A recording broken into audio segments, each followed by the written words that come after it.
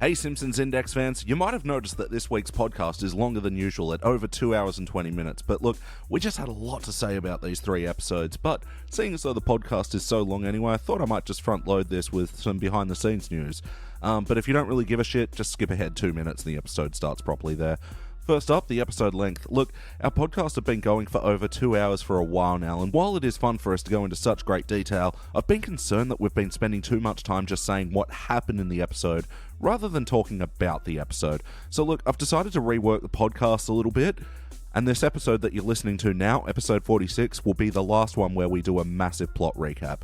As of episode 47, we'll now begin each review segment with the questionnaire, and we'll use the questions as jumping off points for our review discussion. Also, another big change, I'm moving out of the dank in a month, and we will be recording out of our brand new studio, which will actually be a proper studio and not a studio apartment. Anyway, the new place doesn't have a name yet, but I'm sure we'll come up with some sort of fitting Simpsons reference. Alright, that about does it for now. Just finally, I just want to say a big thank you to all of you who are listening to us and supporting us. Look, the downloads have been racking up lately, and we love all the messages that we get on social media stuff, and look, you're all being excellent people. Thank you very much for supporting the show, and enjoy this week's very long podcast. The Simpsons Index, an online spreadsheet that is also a podcast. This is the podcast. Coming at you from the dank in Newtown, this is the Simpsons Index, episode 46. Hello, I am Elliot J. O'Neill, your host, and joining me in the dank tonight is Danny Rosewell. Yo, yo, yo, what's up? And Jordan Frost. Oh, hello. Hi. Hello. Welcome and thank you for joining me in the dank tonight for The Simpsons Index, the podcast where we review 3 episodes of The Simpsons at a time. The catch is each episode comes from a different decade. Is it a catch or is it like a gimmick? Yeah, the It's gimmick. our hook. It's our hook. So starting out tonight, we watched an episode from the HD era. This was season 23, episode 1, The Falcon and the Doll Man. First aired in September of 2011, and it was written by Justin Hurwitz. Guys, what did you think? I didn't hate it as much as others that I've watched from HD. There were fun bits, but it felt like a bad episode. The very first thing that really struck me is that it, rather than opening with an intro sequence, it opened with a hard cut of comic book guy talking direct to the audience, total fourth wall break, being like, so guys, here's the thrilling and exciting conclusion to the huge hype train that we've been building for our entire lives, the moment you've all been waiting for. Will Ned and Edna stay together like we said last week? Vote in and your results and things. And I'm just like, dude, it is the weakest sort of thing to like point at yourselves and saying, oh my god, we're so exciting, guys, for a show as established as The Simpsons after 20x seasons, to like fall back on this desperate plea for attention. Please pay attention to me. That's what it smells of to me, you know? Absolutely. And another problem with this is that they wrote at the end, we're keeping them together. And What? No. What? It was even worse because the quote was, "What our fans have joined, let no writer rip us under." and that's what I was going to say. And then 3 years later, unfortunately, Marsha Wallace died, and then they had to go, oh, well. I don't even think it was 3 years later. Let no writer rip us under. That's fine. That's fine. But what pissed me off about this as well is that, like, I liked the Ned and Edna episode that we watched, and Yeah, I enjoyed that. And the ones that are coming up that we're there together, I do like. I think they have an interesting dynamic, actually. You are very taking polar opposites, like the conservative and the liberal. Is the word liberal for her? Oh, she's liberal. Oh, she is. She's a liberated lady. I was about to say she's quite comfortable being the sexual very character. Overt with her emotions and desires and so forth. She is a very modern woman. Yeah. And Ned is the opposite. But the other and what I didn't like is that they bake in the results of the poll to this episode that has absolutely nothing to do with them. I mean, maybe that was a decision that they made on purpose, because they're like, well, guys, I don't know if this can extend to another We've whole episode. hyped this up into this big bullshit, but bottom line is it's, at best, it could be a flash open and being like, yep, we're still together. That's all there is to that. There's 3 seconds of reveal. I don't think you could build a solid episode around that. No, to build on that as well, though, it's with the comic book guy opening, they say, see if you can piece together the clues. Oh, yeah. And kind of say, we've hidden it in. Oh, what did he say? I've Oh, hidden yes. it in We've baked the it All into the you episode. Sherlocks out there. Yeah, hidden it into the episode like a breadcrumb hidden in the folds of my stomach or whatever. Oh, fuck. But then at the end of the episode, again, all the characters break the fourth wall to talk about it. And the big like Instagram line across the middle, the text line. It's like Yeah. adding the meme text to Yeah. your bloody fucking... But in Simpsons font, yeah. Yeah, in Simpsons font. Simpsons it's freaky meme. hacking. It's like a freaky hack. Yeah. And it just wasn't funny. They had Seymour come in, and then Agnes came in and did a whole rant about how he's pathetic. I and hate that gimmick. Like, The Simpsons have used it a few times ironically, where just like random characters all pile into the same room, like, and then Snoopy walks in, and then fucking Capital City goofball and yeah, honky yeah, honky. yeah. And what are they doing in this room in someone else's house? It's So anyway, yeah, whole Ned and Edna thing was done in a very disappointing way in this episode, which wasn't even about them. It was about something to do with Kiefer Sutherland. Yeah. So let's go back to the... you mean Wayne, no last name? Yeah. Oh, thank you. I didn't write down his name. I was just going to refer to him as Kiefer Sutherland. How do you spell that? Keifer. Oh, fuck. What? Is it Why? I before E except It's after? IA. Before Sutherland, so it's IE. Oh, right. Yes. Good point. If it was Northerland, it'd be a different Yeah. story altogether. So anyway, starting at the top of the episode. Wow, we haven't even started the episode. Yeah. Really. No. Start at the top of the episode. There's a big "Walking on the Moon" song parody with Homer That's singing. what it was. I actually liked this. Yeah, it was because I was going. I know it's the Police, but I Yeah. can't tell what song it is. But Yeah. anyway, I'm a bit hungover, walking in at noon. yeah, I actually kind of liked it. I like the thing, yeah, because you know what, I can level with Homer where you're driving along and you see a spot and you're like, yes, and then there's a bike parked there or whatever, and Oh, you're like, yeah. you Jerks. bastard. Yeah. How dare he? Then like Lenny's just barbecuing Yeah. in the. That's how The Simpsons works. You make the Yeah. joke and then you raise the stakes. Yeah, this is true. I get it. It's a barbecue joke. Hey, you raised the stakes. I could have been so much funnier. But yeah, the song parody did go on a bit too long, though. I don't think he needed to go the bridge of the song. It went No. quite long. Yeah. It was weird though because it was like, oh, God, I can never remember. Is it non-diegenic or diegenic music where it's like the characters can hear it? Yeah. But it was weird because it was just one character that could kind of hear it, and the rest seemed to be kind of. Well, He's still got the song in his head. That's it. He left yeah. the radio. He left the car Yeah. radio, and he was still singing along. Was it playing on the radio though, or was it just playing Yeah. in his head? Or it's all in his head. Yeah, yeah. And we're just watching the fantasies of some bold madman. I actually thought it was a really weird choice of song to parody. First off, it's like, not to call Police out of date, but it's an old reference that a modern generation of Simpsons watcher may not pick up on. No. Also, it's sort of reggae, ska, reggae sort of style. The vocals very sort of offbeat and almost like out of ethereal, not very strongly centered in the beat.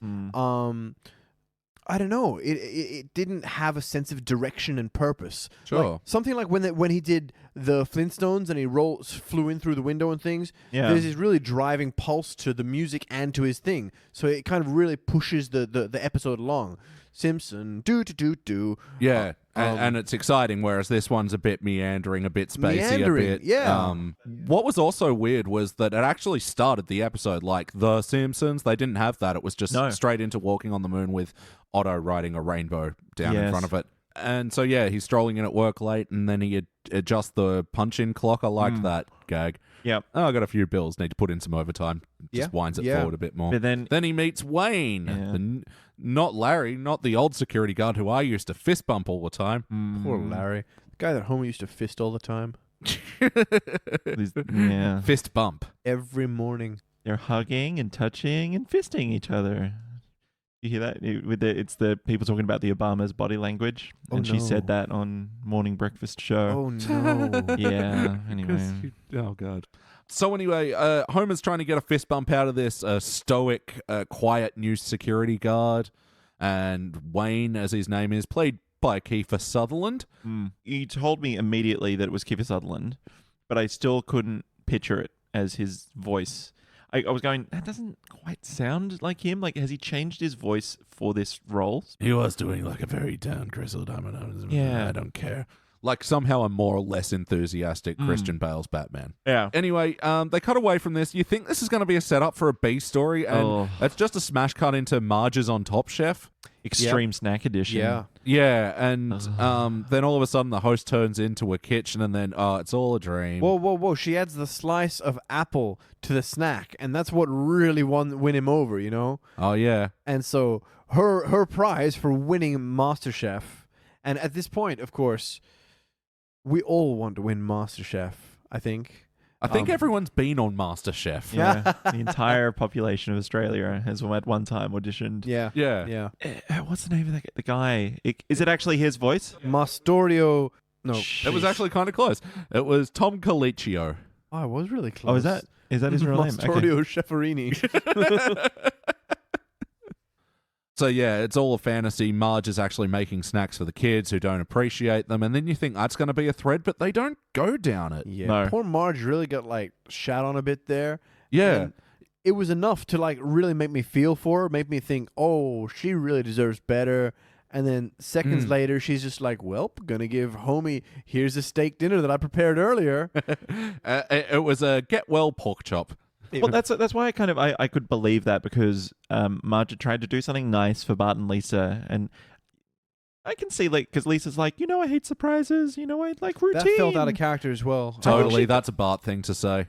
I don't know. I think Lisa does like routine. I think she's a little bit kind of pedantic in some ways. I can understand that, but using petty excuses about little things, don't you know, mother? It's Bart's bit, you know? Yeah, fair enough. But yeah, it was pointless shitting on Marge though in the early bit, and it didn't go anywhere. It didn't serve any purpose. Reminded me of the bit where, what's the one where Bart and Lisa both shit on Marge, not physically, and so she suddenly pays crazy attention to Maggie, who desperately tries to escape. Oh yeah.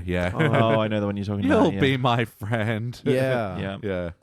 So anyway, it's raining and Homer's driving out. Sorry, And really quickly before that, who's Charlie? He's like a B character from the plant that you see now and then. Why did it have to be him? Because he's like... They haven't used that voice for a while? Yeah, they do sometimes drop him into the later episodes, whereas in the old ones, he was sort of only there in the background. Facing the crowd. Yeah, the barfly with the glasses next to the barfly with the receding hairline. And Yeah. the red Dude's shirt. got some problems with his life, right? I mean, his gag was...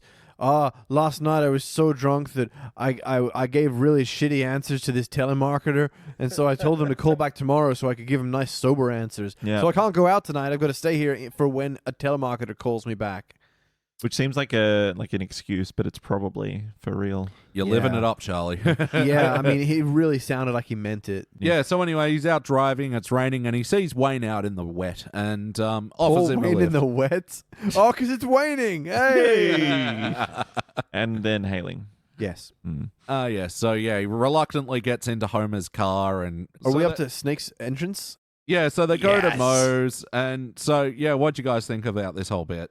I think the Snake's entrance was beautiful to look at visually. It had a great camera angle with the wide floor panning out and the slight tilt on the door. The door bursts open, lightning flash illuminates him. He roars in on the motorcycle, does a slight skid, just enough like a supermodel on a motorcycle might do. Yeah.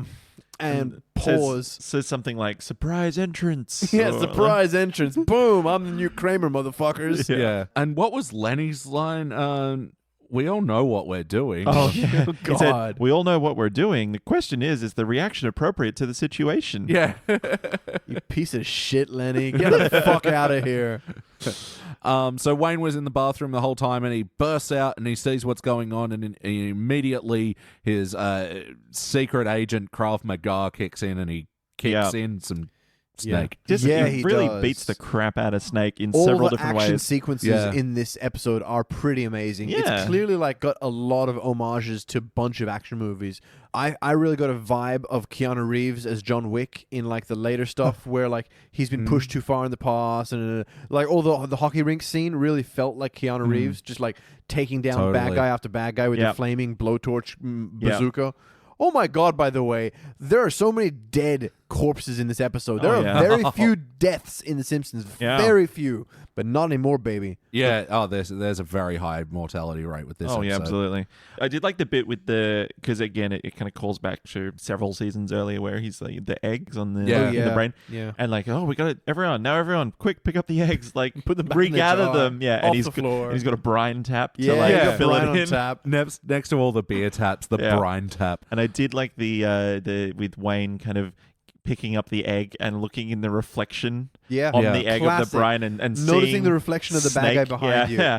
No matter how it happens. I liked that bit. It was like it was Yeah. like a shtick, but it was good. I It enjoyed could have been like vomit puddle on the floor. Yeah. It could. Fuck, man. He could have like looked at the moisture condensing in the air and seen the Yeah. reflection of the. Oh no! He should have noticed on the motorbike's hand mirror, because then there's a mirror already yeah. there. There's a mirror in the room. Yeah, but it wouldn't be as ridiculous as seeing it in the reflection of an egg. Well, Especially this because that would have been like a concave surface. It would have been like one of those ones actually, it would have been even better because it's like one of those ones you see on a corner in a car park to see if there's a car coming from around the blind corner. Yeah. Anyway, let's keep going. So anyway, at the top of Act 2, Wayne is at the Simpsons dinner table. He's having dinner with the Simpsons because that's what you do. And Well, that's what Marge says happens because you get a free meal for saving Homer's life, which happens once a week. yeah, apparently. that was very Yeah. And then it kicked off with this fantasy of his of a training montage where he's fighting. Fantasy or flashback? Oh, flashback. Yeah, you're right. Because I mean, But it is fantastical. it is fantastical. It started off, and I assumed it was Homer envisaging what his training would be like. I had some serious training in the past. And Homer's like, ooh, I bet he trained fighting dragons and fucking Oompa Loompas and shit. Yeah. Yeah, but no, it turns out this is what Wayne actually did. In his past, he was locked in a room where one at a time he'd have to fight the girl from Kill Bill with the mace on a chain. Yep. It was- And then Hellraiser. Oh, and yeah, then, I was going to say, Yeah. some of the people he had to fight was, the girl from Kill Bill, Chucky, yeah. Chucky, Pinhead, Pinhead, Kobe Bryant for some Kobe reason. Bryant was there. The Smashed penguin and his goons. Yeah. And then a polar bear who And bear a hugged tank. him. And a tank. Oh, yeah, a tank, which he punched the turret Yeah. of. Yeah. Did it go too far for you guys? It just it kept- went too long. I don't say Yeah. it went too far, but it went too long. I think Okay. it was, I think it could have worked like that if it was a Homer's imagination and it Yeah. was shorter. Parody. I mean, But it was so silly. weird because at the start he does say, the kind of training you're not allowed to do anymore, that kind of thing. And I'm like, Yeah. and is it that those characters actually exist in the Simpsons verse? Solid question. Or is it people just dressed to look like that and Well, do... the bottom line is we've met Adam West, who acted as Batman. So Yeah. Batman is clearly a character in the... But Penguin, we haven't met, and apparently is also real. Yeah. As well as Chucky. Like Chucky, a Yeah. tiny little, Yeah. redheaded maniac. I Yeah. think maybe... Now, this is clearly not the truth, but maybe this is where the audience is supposed to realize that Wayne is unhinged or has... Sure. He's got severe PTSD. Like, we know that for That's sure. right. I wouldn't think less of him. I wouldn't be Right. surprised. But maybe this is supposed to make us question his version of events. Maybe the huge action scenes that follow, we're supposed to treat them as like a subjective narrator where you can't actually trust the person you're watching. Yeah, but none of the other I'm ones are clutching at really... straws. I am clutching at straws. I was going to say, none of his other flashbacks, of which there are many, Several, yeah. and there's always that sound of like a jet engine as it kind of pans in and goes to white on his face. Yeah, they're And trying for a specific bit, and it's not quite landing, I think. Yeah. But even the style of his flashbacks where, it was sort of black in the corners and bit of tunnel vision, like, I don't actually think it looked that great. Like, usually I compliment the HD episodes for really trying to stretch the animation, but they didn't really do much with the flashback sequence other than making them over-the-top action sequences. Yeah. But speaking of a experimental sequence, so the Taiwanese what do they call it? Recreations, reanimations. Again, Oh, this is another thing where it's like, hey, here's a thing that is popular on YouTube at the moment. Let's do Yeah. our own version. It was kind of funny, but again, it kept going because it faithfully for me recreated the ones that you see where it was like the court case. But so many other shows have done it. Yeah. It just felt labored. Oh, okay. I haven't seen any other examples. Like, I Parks thought and it Rec- was... Parks and Rec do it, for example, in that one Oh, scene. they did too, Yeah. And then Leslie Knope turns into a demon. Yeah. Yeah, but I mean, this one, like, I thought it was good because they kept it sort of realistic, and then when it gets to Bart picking up Homer and driving him, and they're getting points for knocking over shit, I thought that was way too long. While I was watching it, I was saying, how are these Taiwanese developers supposed to know what Homer looks like, or Barney looks like, or Bart looks like, or what happens when they leave the pub? You know, the line for fiction and wackiness, suspension of disbelief. I think they don't worry about in this episode too much. Not at all. Why would they know as well that killing Hans Moleman is like an in-joke and that he's worth 5,000 points? That's right. Yeah. And also, I was kind of like, when they showed all the barflies at the end continue to get drunk, and like Barney's got 1 beer, Homer's got 1 beer, Carl's got 2. Why? Wow. He's not answering any telemarketer questions tonight. Right. So all this is like news coverage and stuff for Wayne because of breaking up the bar robbery. And so then cut to the nuclear power plant, and they're holding a special award ceremony for him, and he's not happy about this at all. They're going to give him the silver safety helmet. Which triggers another flashback to his like him getting his memory erased, I think it was. Yeah, And he just, going almost. He almost had to wear a memory erase helmet. This all felt like such a stretch. yeah, and also because I mean, again, I think this is the first guy that he straight up kills in the episode. He breaks a guy's neck as one of the people that are trying to restrain him. In a flashback. Yeah, but yeah, the whole thing about it, and then the reveal of the helmet, the whole bit about it just made me kind of go, what are you doing this What was for? it? Why were they erasing his memory again? Because He'd worked for them and he knows too much or some shit. Yeah, some sort of exciting spy reasons. So then, Wayne flips out and he starts choking Mr. Burns in real life as he's fantasizing about killing the other dude. And Mr. Burns thinks it's his mother? He's just hallucinating. He's looking through the gates because his mother's clearly dead. Oh, I thought it was maybe calling back no, to... she's not. No, we Maybe. know. She's not. We know that she's not. Cause Yeah. Thought it was like a help me mummy bit, but I don't even remember, to be honest. Yeah. Okay, each of us took 3 different things away from that. That, to me, is a signal that it's probably not great writing. Yeah, If none of us knows what was going on. Speaking of not great writing, then they do the Homer goes, stay with the Simpsons cliche. And that actually does kick off a line that I like where Wayne goes, are you sure? I have reoccurring flashbacks to a nightmarish past. And what does Homer say afterwards? Oh, that's okay, because I have reoccurring flash forwards to a nightmarish future. And the Terminator bit was dumb, and it was such a cutaway. Yeah, it was a shitty cutaway gag, but it as was a worth line, it for the line. I liked it for the twist in that it was like you see all the skulls a la Terminator and the metal feet like crushing them, and then it cuts to like almost striking workers going, damn, machines took our job, and it's got skull crushers or something like that. All right, so yeah, that makes it a pretty half-decent bit. Like, yeah, but the line, though, what a line. Yeah, and then he gets Lenny and Carl killed. He's like, I think it was that guy. Or maybe it was that guy. I don't know why he wanted to kill them both. Yeah, I don't quite get why, but he was like, robot knows exactly what I was going for. Yeah. So, yeah, he's staying with the Simpsons. He's keeping the whole town up at night with his rambling. And, And they do several cuts to various people in Springfield. And, yeah, this is where they have a cut to Ned and Edna spooning naked, and Edna winks at the camera. Ned and Edna. Yeah. Like- Ned and Edna. Ned and Edna. Ned and Edna. Well, they do say Nedna at the start. I So know, it's like, but Ned and Edna is a great little... this is true. It reminds me actually, because I was going to say like she breaks the fourth wall by like clearly looking at the Winking at the camera, camera. Right down the barrel of the camera. which reminds me. But there was a fake out a bit earlier, a few scenes earlier, where Ned comes up to the window, and it's like, "Can I tell you about my big change in my life?" Yeah. Yeah, that's And you think, right. "Oh, this is how they're going to do it." And it's like, "I'm drinking pulp and orange juice now. Reverend Lovejoy said it's okay." And you're like, Totally "Oh, didn't care enough about this fuck reveal to you." even think about it. Yeah. Can I tell you about the big change in my life? And I'm just like, it's going to be boring Ned crap. I should have known.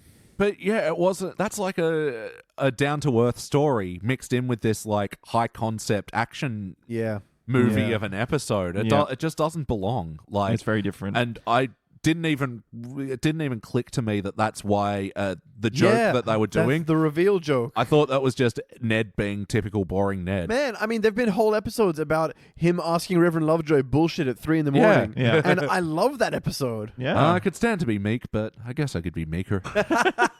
They were laughing about that more than this current episode. Yeah. Totally. So yeah, Wayne's teaching the Simpson kids all these interrogation techniques. This is where you, Teaches Lisa a little elbow pinch to do to Bart, and Bart reveals that he let Milhouse sleep in her bed. will just lie in her bed. But even then, it's That's even creepy. creepier. I think having Milhouse over, there's no beds. Oh, just sleep in Lisa's bed. She's on camp. She won't care. Sure. That's normal. But hey, Bart, do you mind if I lie down in Lisa's bed? Super predator Milhouse. Oh. And then he's in there and he's like, oh, it's still warm. Oh, gross. Okay, moving on. Please change the sheets. Please change the sheets, Lisa. Change the subject, change the sheets, change Yep. everything. So then Bart's putting these interrogation techniques into practice at school on the bullies. Takes down, what I think, Kiri and the other one. Yeah, Kearney Kearney. and Jimbo. And- Yep. and No, takes no, down- not not Jimbo. Jimbo. Because Jimbo's running away, and this is another weird bit. Someone's talking to Lunch Lady Doris, and she's like, "The kids can't have any more mash." I think it's Super Nintendo Chalmers. Oh, it is? Yeah. And Lunch Lady Doris, kids can't have any more mashed potatoes. It's got mash coming out of their ears. Jimbo running away in fear then is going, and then has mash coming out of his ears. Yeah. So, no, because so Jimbo says to him, where'd you learn that technique? He goes, I could tell you, but I have to kill you. Can I Yeah. tell you? He goes, no, I don't want to hear. And he shoves mashed potato in his ears before he runs away. Oh, I missed Very that. childish bit. Yeah. Yeah, must have missed that. It wasn't worth kind of paying attention to. So the other bit, Wayne has a flashback in the Simpsons house when Lisa is like, "Oh my god, that song reminds me of it." And what bummed me out is it was 2 notes played Yeah. in succession, and the song that they cut to didn't even have any saxophone in it. It was the same song though, man. I mean, Yeah. you can play. I've played violin pieces on the guitar. You can play them on the piano. A piece is a piece. Are you sure? Am I sure that a piece is a piece? I mean, I thought they were locked out to instruments. Like, yeah, it's in the rules. I'm sorry. I think there are certain songs where they've got a couple of opening notes that are so distinctive that it wouldn't matter what instrument they were kind of played on. You'd go, oh, but yeah, yeah, it's that this one was just dum dum dum dum, like Never stop in the middle of a hoedown. dum dum. Thank you. But yeah, I didn't like this sequence as well. The ballroom action sequence. I didn't like that they cut to the same ballroom like 5 times. Yeah. They were making a point. They were kind of building up to the dramatic reveal that Ukrainian James was there at the ballroom that fateful day. Yeah. Sorry to give away the plot Yeah. spoilers that we haven't gotten up to, but whatever. Well, no, we're actually there. We're at where the people in Kiev found out that Jack's in Springfield, and I liked the little tight say gag Jack? as well. Oh, I think I'll do You're the thinking Jack of Bauer. Jack Bauer, yeah. It's basically he's doing a parody of Jack Bauer, though. Yeah, but I like when they do cut to Kiev, and they usually do, Kiev, the Ukraine, and they keep text misspelling gag. it. Yeah, I liked it too. It's been done by other people. I've seen that gag done a bunch of times. Leslie Nielsen Yeah. movies do it. They did have that annoying kind of joke where, or the trope of people reading the email subjects out loud to themselves, Oh yeah, which I didn't like. But I guess. Oh yeah, and then he opens the YouTube video from his brother with the auto-tune clip with the lady, the disaster lady. That one just Disaster seems cat. sad. Yeah, I know. It's like her house was on fire and she had to get her cat out of the To basement. be fair, like a lot of the autotunes that did get big, was it Shmoyoho? Everyone knows the guy who did like the one about the rapist in Lincoln Oh, Park. yeah. That's a pretty tragic story. There's a rapist climbing in your window. Catchy song as everyone go listen to that song again. Bring that back from a couple of years back. Ooh. Okay, Yeah. maybe that's what they were making a comment on, that it's actually kind of sad. It wasn't funny to me. They though. have like 20 really big hits, and they're all like semi-tragic news stories. Yeah. The other thing though is it's basically a almost crazy cat lady-esque person because she's disheveled and everything Yeah. else. And I guess maybe it's because she's just had this disaster.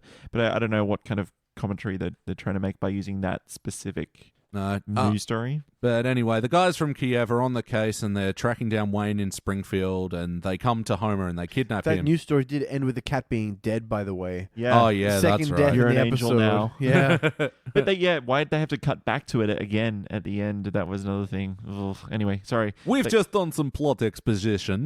Now we cut back to silly joke. And now for something completely different. Yeah. So yeah, cuts to Homer. The Kiev guys have descended upon him, and before that, he was singing his little spraying the dog poo into the grass. Yeah. I think it's the dog owners we've all had to Better do than that. having to Pick it up. Yeah. Gonna spray it in Flanders yard. I didn't mind that bit. But yeah, they kidnap him, and I like as they're driving him away. He goes, "No, not the middle seat." Yeah. Well, the Kiev guy was like, "Well, what if we capture Wayne's friend? Would he come to get us?" And Homer's like, "Well, maybe if you torture him horrifically." Yeah. So they bring him into the ski, and he goes, "No!" Middle seat is horrific torture. I understand. As a large Homer Simpson shaped man myself, I understand exactly. Yeah, I did like his little when they're doing the hostage clip. And it's like, we now cross to the video now, and Homer's like, "Death to America," and they're like, "Stick to the script." Yeah. That was there were a bunch of funny bits in this. When he turns around, they hold up the paper to show that that it's today's date, and he's like, "What are you guys gonna do?" And the papers inevitably get phased out. Yeah. Well, maybe we'll live in the world where people won't have to kidnap anybody anymore. And Homer's like, "Oh, you guys are such cautious optimists." And he's like, "Wow, way to make me feel obsolete." Yeah, as the victim, make me feel upset. And then he flips the paper around. He's like, "Hey guys, look, it's a coupon for scissors that you have to cut out with scissors." Great forethought, guys. Yeah. And then, so Wayne goes in search for Homer, goes to like Little Kiev or something. There's a bunch of background gags, which were kind of funny. Starbucks and insane in the Ukraine mental health facility. Oh, God. But then he goes, I don't have time to look at all these background gags. Yeah. He goes, he said, what did he say? It was something like... It was pretty much that. I'd enjoy these a whole lot more if... I wasn't on a mission to save a beautiful Homer. So beautiful Homer is buried underneath an ice rink with a straw. I thought he was I thought it was a layer of ice and there was ground underneath and he was breathing through it. But then you find out later it's just he's frozen into, again, he's a god. Because there's no way anyone would survive being frozen into ice. Eyes open. It's just a layer of ice. He's in the water. He's in the ice water. I guess. He's still freezing. Okay, I'd pay that. But he's not in solid ice. I don't know because he's not moving. No, because when he cracks the surface, there's still water there. No, because he melts it with all the fire. You don't melt solid ice. You melt the top, and he bursts through. Yeah, that's true. He did kind of burst. Okay. Yeah, so I guess you could assume But that's not how ice rinks work. You would still Simpsons. die if you were in frozen water, in water, like freezing water, even without the ice. Oh no, well, ice actually insulates the water underneath it. That's how fish can survive. If water froze from the bottom of the lake up, all the fish would die in the lake. Tomorrow on National Geographic. So the majority of the ice rink sequence I liked. I liked his little improvised Molotov cocktail T-shirt gun thing. I didn't mind it. Apart from all the horrible murders. Oh, all the horrible murders. Yeah. He did in building that gun. I like that they showed him building the gun. He's just like, how am I gonna da-da-da-da-da? He puts together a gun, but one of the steps was opening the robot section of his arm and taking out a cigarette lighter from his emergency robot arm. That was weird. It just felt that there wasn't a need for him to have a robo arm. No. They were doing. He's a spy. He's like you've got the shoe phone thing. You've got the Inspector Gadget hands or whatever. You got your emergency spy shit built into your arm. Yeah. But he was in a closet full of supplies, putting things together out of what he saw around him. They could have had a lighter just sitting there. He should have burst out of the closet saying supplies. Oh my god! See, no, but you don't store cigarette lighters with flammable material in the same room. That'd be silly. Except at like a convenience store. And here. That's not like open chemicals. Well, yes. I've got all those oil rags over that campfire. So anyway, Jack Bauer, fucking what's his name again? Wayne. Gretzky. Anyway, Wayne Gretzky says ice hockey reference. Yeah, nice one. Not bad. Wayne manages to get him out of the ice with this T-shirt fire gun, and I like how when Homer comes out, he's so cold, and then he goes up to big fat Kiev guy and sticks his hands underneath his armpits. That was great. Yeah. Although, holy shit, man! Like 10 guys who just burned to death horrifically. Horrifically. Without even getting a shot off at all. Yeah, but then. He kills, I was about to say Fat Tony, it's Fat Nikolai. Yeah. By just stabbing an ice shard right in his throat. Yeah. Yeah, that's right. No blood, but Grizzly. serious. It looked like violence. Treehouse of Horror episode, you know? Totally. We did sort of glaze over the part where a bunch of peppy cheerleaders come out in costume and he just lights one on fire. Yeah. He says something like, "Get the fuck out of here, you pieces of shit." Which actually felt cathartic for me because Simpsons have introduced the Grumble as a character, and it's that guy in that costume, and he's a Springfield resident, and he's just a monster. But he's also, he said, "Oh, I won silver at the whatever Olympics, and now this." Yeah. And I'm like, oh, you were a real... I was trying to figure out if it was a reference to a real-world person or... I don't know. Was the Winter Olympics on? So strange. Really shit way of complaining. Like, if it's vaguely a bit, Oi, I survived 30 years on a boat, and then I come out here, and now this is a shit joke. Bad. And then afterwards, Homer... I didn't like this bit where he says... "Oh, there's so much violence on the surface world," and like decides to going jump back in. jumps back into the water. And then saying, "I'm cold through the straw." Uh, Cut to the Simpsons family home, and Wayne's leaving. "Oh, this world is too crazy for me. I need to move on." And Marge goes, "My planet needs me." "Yeah." But then Marge sets him up with a job at the DMV because that's where someone who's a psychopathic, heartless person can go. Yeah. And he like tortures Melvin. Yeah, so I had to bump out of the room to go get our food, which, let's do the food index. We ate from Miss Peaches yet again. Guys, what'd you think? Oh, it's still so good. It was. I think Claire's going to be so jealous when she finds out. Yeah, I'm sorry. So, Try the tater tots. Oh, Delicious. They were solid. tatery and toddy. I actually really did dig on that the ketchup with the garlic and the Maple bacon, mesquite? whatever Yeah. what it was. Yeah. What's mesquite? It's half a mosquito. It's like 3/4. Like 2/3. Mr. Specific over here. Thank you, sir. Thank you for pointing out my shortcomings. So I had to bump out of the room. What happened with this whole North Korea bit? Okay. Look, it was terrible. He got cranky at customers, so he pulls him forward, and he's like, what was it? Oh, like you think you've had it tough or something? I had to write the play. Yeah, I was in a North Korean prison where they force-fed me nothing but gruel and whipped me until I wrote a musical number for a play about the time Kim Jong-il rose to power. Yeah. Kim Jong-il rose to power. And then, just in case that gag was the audio gag wasn't enough, then he holds up the script, saying musical number of Kim Jong-il's birth, da da da da. Because of course he keeps that on him at all times. Yes. And so if that wasn't enough, if you didn't get the joke from him saying it and then showing you it, then it cuts to the musical number, and it's weird. It's kind of like a first of all, he's standing there in like a kind of a suit, like watching the production, like really proud of it. Yeah. And then Kim Jong-un comes out of a bus, and it reminded me of the bit in Singing in the Rain. Singing in the Rain. The bit in the middle where it's like the gotta dance bit, where it's like a kind of a bumpkin coming to the city, and it's like, I'm going to be the dear leader. And they're really like, not to be mean, but it's an underfed looking, unhappy, miserable looking choir. Really like sad, thin people. Yeah. And then they do the Ella's for the way you look tonight sort of thing for every single letter of Kim Jong-il's name. And it just keeps going and going. I was about to say, this is kind of, this dates the episode for me. I'm like, oh yeah, it was still Kim Jong-il at this stage. It wasn't Kim Jong-un. They'll date. I think of them as the same person in a way, you know? They essentially are. And then, so you think it's going to be like the Little Miss Springfield thing where it's like 2 little letters and then a joke and then you cut. Yeah. But it just keeps going. They just go on and on and on, and you're like, this has got to end, surely. Come on, please stop this, and then credits. But then over the credits, they still do the last 2 letters. Of shit. You disgust me, Simpsons writers. All right, well, it is time for the questionnaire. On that note, play count. How many times have you seen it? 0. No, 1 now.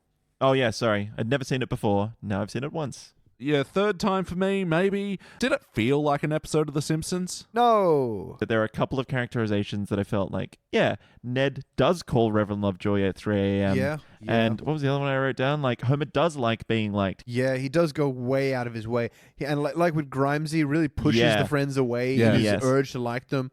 Even him leaping back into the water, he's always the one that gets caught up in his delusion and his shtick at the cost of what's sensible or reality. Yeah, I got to say, Homer was on top form in this episode. Usually, he is one of my big problems with the newer episodes. This one, he was fine. Yeah. I could feel his motivation. Like, he really just wanted to be friends with this cool new guy that kind of rejected him at first. Marge having her heart broken by both her children, and then just sort of like feed enabling is the word feed enabling Homer. That's a feed enabler, that's a thing. So I think from a characterization point of view, I think the majority of the characters were right. They felt at home, like how we know them. Just like so many of the action sequences were over the top, and I guess it's not out of place in The Simpsons, but for it to be such a big focus, they really were looking forward to an excuse to do an action episode. So wackiness. Oh, we didn't mention that when Bruce Willis from Die Hard earns the silver trophy hat, then a giant gilt royal carriage comes out, and then out of the back of that, a smaller royal carriage comes out. Piloted by one of the monkeys. Yeah. Is it Krusty's monkey? It was the same model, but maybe it was... Yeah. I like the fact that they're like, on top of the carriage, there's a giant chest that looks like the Ark of the Covenant, but that's got nothing. It's like a little back door out the back that the other carriage comes out. I was going to say wackiness. Maggie, is it like a spy now? Oh, yeah, Maggie's waiting for her further orders. Take out JFK or something. Because he also says, we'll have a use for you. And I'm like, who's we? You're on your own. You're a loner. The company. Good point. Terrible. Even deeper secrets that he hasn't revealed yet. Over the top action sequences, but did they bring the heart with this episode? Great question. That one scene with Marge really got my emotions going. Yeah, but it was just sad. It didn't go anywhere. It didn't pay off to anything. Yeah. It didn't make you feel good for Marge at all. That was it, man. Because it was this unresolved storyline. It was just like a little vignette. It was just a single photograph of into the life of a depressed lady. Poor girl. It's like so reliant on providing for others that it's almost like a fix for her that like, oh, they didn't want it, so I've got to do double for Homie. But yes or no, would you watch this episode again? I would not go out of my way to do it. I wouldn't flick it off. Does it pass the hangover test? It's got like action scenes in it. You can. It's got a few stupid little jokes and things that I'd be like, I'd probably watch it if it was on. All right, so if we're going to watch it again, we might put it in playlist. What playlist?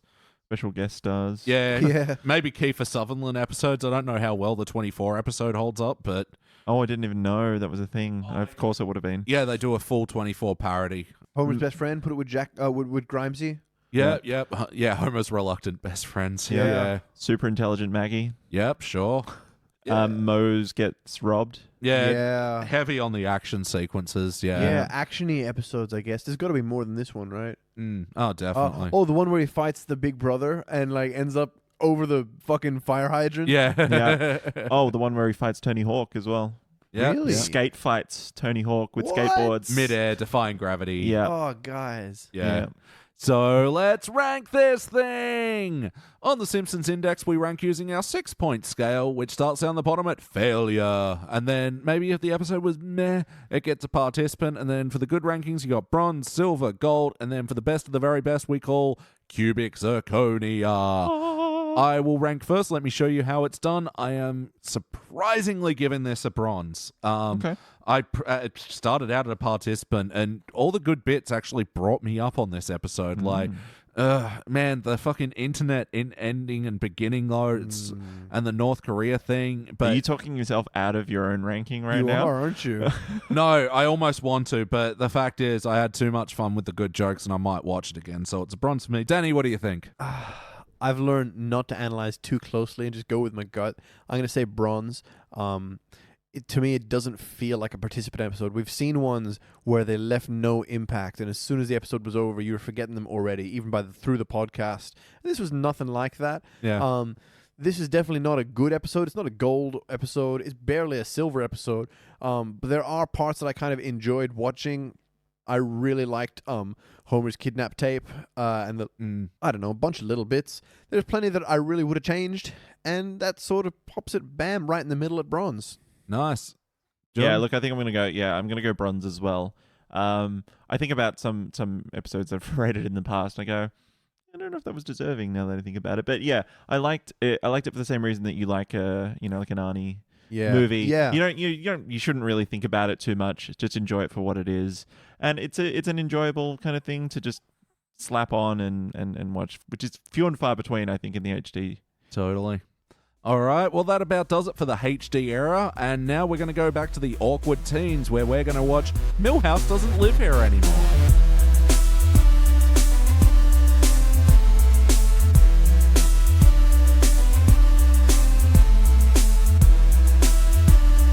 When she was good, she was very, very good. And when she was bad, she was horrible. Terrible. Whoa! What's this song? She was a cunt. Such a cunt, such a cunt, such a cunt. And we are back. We just watched season 15, episode 12, Milhouse Doesn't Live Here Anymore. This was written by Julie and David Chambers. It was first released back in February 2004. In this episode, Milhouse has a rebellious streak upon learning that he's going to be moving away to capital city and to deal without having Milhouse in his life, but strikes up a friendship with Lisa. And in the B story, Homer takes to panhandling. Guys, what did you think? I think you summed it up best with your little song before. Oh, yeah. When it was good, it was very, very good. And when it was bad, it was a stupid piece of shit. I agree. I was about to say, it didn't get off to a good start No. at all, with just ragging on Nelson for being poor continuously. Yeah. Oh, ugly. Yeah. Now that I think about it, and I did notice it when we were watching, this episode does rag on the poor quite a lot. Oh, yeah. Yeah. Absolutely. Because when I think about South Park have done a much better job at kind of making fun of, like, because I always make fun of Kenny being poor and everything like that. Yeah. But this one, it was just They did mean. that episode about all the people spare some change, and their whole their town is invaded by like a plague of homeless people begging for change. That's a bit on the nose as well, I suppose. But this one. So they rag on Nelson in the beginning. They rag on Kirk later for similar reasons, and then all the homeless jokes peppered throughout Homer's storyline. It's a bit uncomfortable, but yeah, starting out at that first Nelson scene, they're on their way to a field trip, and Nelson's lunchbox explodes, and it's his bunny foo-foo one, and it starts off a chain of about 4 jokes, which is that a little bunny foo-foo? I think that's like an American nursery rhyme sort of thing. But I've never heard of it. Like, is it like Puppy Goo Goo? that's what I was thinking too. Is it like Puppy Goo Goo? I was thinking because bringing it back to South Park again, Butters sings this song often. Little bunny foo-foo ones in the forest, and them drop it on the head. Maybe they took that from this. God, who knows? Who knows? But it was really weird because it was just a constant because I can't afford a better lunchbox. Talking about his mum losing her job because she got fat. She's gotten fat and she can't work at Hooters anymore. Mrs. Krabappel is like, oh, don't be mean to him. I'm sure he's got the $7 to pay for the field trip. Yeah. Don't be mean to him. I'm sure he's got some money. Cut to him just getting kicked off the bus. bus. And then there's a weird bit where he stares at a reflection of himself and sees him in like a top hat and tails. Yeah. And goes, someday. And then what? It Poor Nelson. was so mean. Yeah, you Yeah, really really fell mean. for him. It could have been a setup for a side story, a B story, if they'd followed on with that, I guess. But dropped it like a hot tamale. yeah, they were just like, you know what? Let's rip on this and drop it. Then there's a bit where Milhouse is all uppity and being all rebellious and tells Mr. Krabappel to like shut up or something. Yeah, it was really annoying.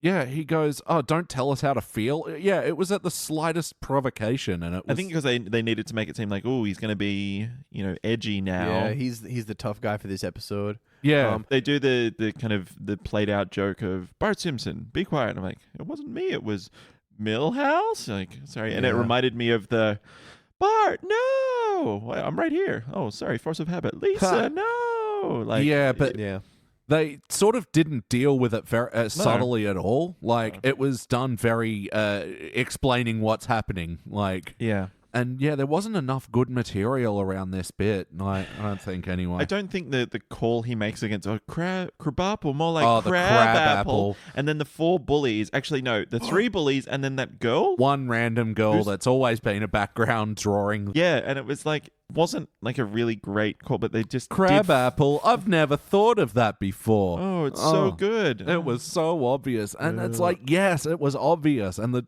I thought the joke was that they never went there. It's funnier not to.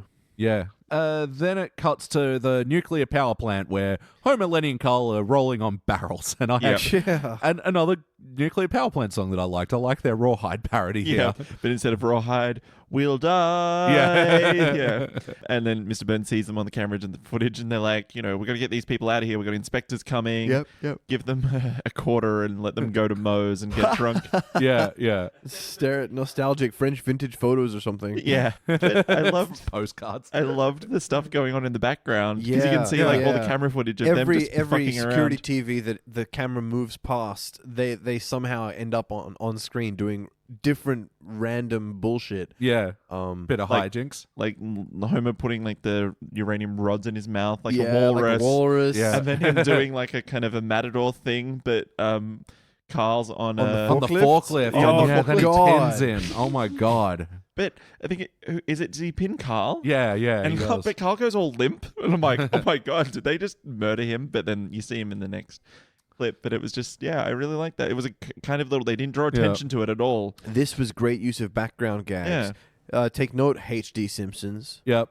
So at this stage, let's just talk about all the Homer storyline. Yes. And because it doesn't really tie into the A plot at all. So they're in the bar and they're drinking.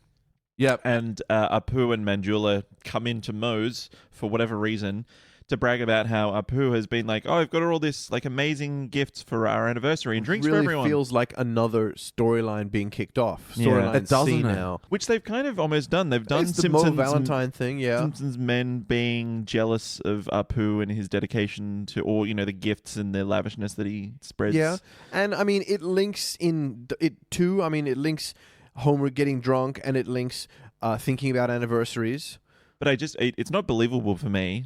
He does all these nice things for Manjula, but then they go to Moe's for lunch on their anniversary. Yeah, that's the solid point there. He's lavishing all these gifts, but then, let's have a drink down at the dank. Like, It was a bit weird, but I guess they just needed something to make Homer go, "Ooh, well, I've got to buy Marge nice gifts. So how am I going to do that?" yeah. Oh, yeah. Are they saying that Apu's anniversary and Homer's anniversary like right next to each other? Yes. Must be. Well, I mean, there are only 365 days in a year, but that means when Apu and Manjula got married. Yeah, at the Homer Simpsons house. It was the middle of their anniversary, and it wasn't mentioned at all. Well, Wow. I think Homer says, it's Marge and I's anniversary coming up. So I think it's like in the next few weeks. Yeah, I'd give it a few days. Okay. So he's at Moe's and he drinks too much there and then gets himself kicked out. I don't understand why Moe pushes him out. Why Yeah. would he want to kick him out? And he's like, if you make it home, you can come back tonight. I didn't quite get why he was getting him to force out. Lockout laws, man. Yeah, It was the middle of the day. Yeah. Yeah, they're harsh there. Yeah. So it kicked off the whole panhandling storyline, and I liked the majority of this though. Like, Homer sort of falling into it and going, "Hey, I don't need your pity. I'll dance for my money." Yeah. Yeah. But then that whole dancing thing just keeps going for a little bit too long. Bit too long. So yeah, during that whole da da da da da bit, there's there's a woman who comes along and goes, "Oh, you poor man," gives him money, and he stops, and she does the "I didn't say stop" cliche. Yeah. Felt Never like stop in the middle of a hoedown. they've done Simpsons did it. it. Yeah. And so Homer's back at it again. Yeah, because he comes home and he's all dirty and stuff. Oh, And Marge goes for no reason, "Have you been clubbing?" yeah. Have like, you been clubbing? Yeah. What? It's the middle of the day. He's just a little bit filthy and drunk. But then he produces the flowers. Yeah. And that's how they he goes, I feel "Ooh." a swoon coming on. And then he passes out on top of her as And well. she's passed out. I mean, She didn't- passes out, and from her pass out, he's so tired that he passes out. Yeah. And then Lisa has the unnecessary line of, "Well, at least they're not fighting." Cut to next scene. Felt Cut to next really scene. uncomfortable. Is that this from where Lisa. that the Itchy and Scratchy episode turned up? Yes. because that really didn't sit well with me. I was really disappointed in that. which was called Mugu Gaipan. What does Gu Gaipan mean? What's It's a Chinese dish. It's a dish. No, it's like a Chinese food dish, not a Chinese dish. The whole thing just really on the nose about racism, though. He goes in and he sees the thing and it says, all you can eat cat special. Hey, you know, someone made I read a thing the other day which made me go, holy crap. Itchy and Scratchy is drawn in the same style as The Simpsons, right? No way. So to The Simpsons, it's hyper-realistic Oh, violence. God. You think about that for a second. Real mouse and cat. Yeah. Oh, that's Holy fucked up. shit. And you think about all the other stuff that goes on in Itchy Scratchy, that's like us watching like some human getting dissected. Oh. How off-putting is that now that you think about it? I mean, they just like watching Saw or Hostel or something, Yeah, right? pretty much. Yeah. So then when you think about it and you think about Marge on her campaign to like, we're going to Yeah. get rid of, like, you're like, oh my God, Probably absolutely. a good get idea. it off the TV. Mind just blown. Totally. Wow. But yeah, that whole bit was just So filled with ugly cliche- racist, Yeah. I think. Yeah. And it didn't need to be, you know? They could have done the same thing without being like, oh, Chinese people always eat cat. And yeah. Yeah, you're right. The whole thing. I'm not going to go into specifics because I think it's all very offensive. yeah. So, Yeah. And yeah, seasoning the food with salt and pepper, then MSG. and yeah. I think by 2004, we'd already discovered that MSG isn't bad after all. Mm. And it's supposed to not be unhealthy or any more than Yeah. regular salt. Yeah. But I think just using it there as a shot in front of the camera is like saying, ha, here's another Chinese thing that the Chinese Yeah. do, you know? Yeah, and redrawn all the itchy characters, then all the mouse with the slanty eyes. And Did stuff. they? 'Cause I was slanty just about to say- eyes. No, it was disappointing. Even the shittier episodes, the itchy and scratchy cartoons shine. Not this one for me. No, this Even is really poor. fuck, man. Even that they ate the course and everyone sits back full, and then like later they just pick the bones clean. Oh yeah, They eat yeah. they leave his head there, and then they're Yeah. like, "Oh, we're hungry again," and then it's, rip the skin from his skull. and the while eyeballs and everything. It didn't have a So point to many it. bad connotations I can pull from that. Yeah, No good ones. terrible. So Homer's back on the job. He's making enough money to buy the diamond earrings of Marge's dreams. And in this, he's made up a new panhandling sign that I love. And it's like, need $sign, will settle for cent sign. Yeah. Like, it was just a really good visual. And then Then he meets this. I guess he's like the head hobo. He's supposed to be. head of the union. Yeah, King Hobo. yeah. Is that you actually have a name? No, sorry. Okay. King of the Hobos is. I thought you said Keaton the hobo. Oh, Keaton the Hobo. Yeah. He played Batman in the first movie. Right. Yeah. I did like the bit about, well, there's 6 types of panhandler. You Yeah. got, and I can't remember them all, but it was like basically you got begging musician. Yeah, I can't remember. The desperate one, the crazy one. Fake amputee, real amputee. Amputee, yeah. And then you go, I think you'd go well as a crazy guy. And Yeah. then Homer just launches into his, Coke and Pepsi are the same thing. Wake up, people. So yeah, Homer does raise the funds and he goes to the jeweler, which is operated by the Yes Man. I didn't Yeah. know how I felt about this bit. Yeah, I mean, I'm a bit mixed with the Yes Man. Sometimes I find him funny. Sometimes I'm really fucking irritating. He didn't even do the yes properly. Oh no! Oh no! Oh yeah! Yay, he did it. Yeah. That's his porn tape. Oh, God, Rule 34, it probably already exists. Yes. And Yes. so later on, he's panhandling again and singing Mr. Bojangles. Odd Oh, yeah. choice again. Generational gap thing. This is another one of the songs that just sort of stuck in my head, even though it's kind of stupid. I loved how he obviously didn't know the lyrics, so he just Yeah. made it own. Like, who Yeah. killed Bojangles? And follows this couple. Like, was it you? Yeah, that was some good crazy musician Yeah. thinking right there. Yeah. And yeah, Keaton, head of the hobos, confronts him. Retconned to Keaton. Yep. Yeah, going, man, you got the diamond earrings. Why are you still panhandling? I want to buy a second house Oh, yeah, closer that's to my right. job. Yeah, close Yeah. to work. So yeah, then Keaton goes and complains to a bunch of hobos, but specifically one female hobo who, this line that she says that, we don't do anything. That's why we're homeless. Like, Yeah, that just yeah. irked me. Yeah. Really looks like the Simpson writers have a pretty poor opinion of the homeless Yeah. problem. And then it seemed like a weird kind of jumble of non sequiturs. He says something like, "Oh, you're a woman," and then she says something. He goes, "You want to make out?" And she goes, "Nobody wants to be alone." Yep. Just really bizarre. I felt like I was in. Yeah. Fuck. Yeah, and she also goes, "You look like a devil dog. Devil dog." It was so bizarre. It was Yeah. like watching some David Lynch, like the Rabbits video that he made, where it's just people talking in complete non sequiturs. Did I just watch that? Did I get it right? I'm going to write it down so I remember to talk about it later. No, it was supremely confusing. And so it feels like, Keaton's hatching this big plan, big thing that he can gather all the homeless people to show Homer a lesson, Yeah. And Yeah. then in the next scene with the B story, it's just all he did was tell Marge. This is actually a famous Sherlock Holmes story. Yeah. Where the guy presumed missing has been living a life as a panhandler and making enough money that he's been supporting his wife and things. And then Sherlock discovers and leads the wife out to him and stuff. Oh, really? Yeah. Yeah, because he like jumps out a window and like they presume he drowns because he's got so many coins in this old great coat or something. I did like the bit after this where it's Marge confronts Homer and is like, "You've been panhandling," but then she's like playing with her earrings. And goes, Yeah. "I'm going to keep this to teach you a lesson." He goes, "I don't understand that." Maybe you should buy me a brooch too.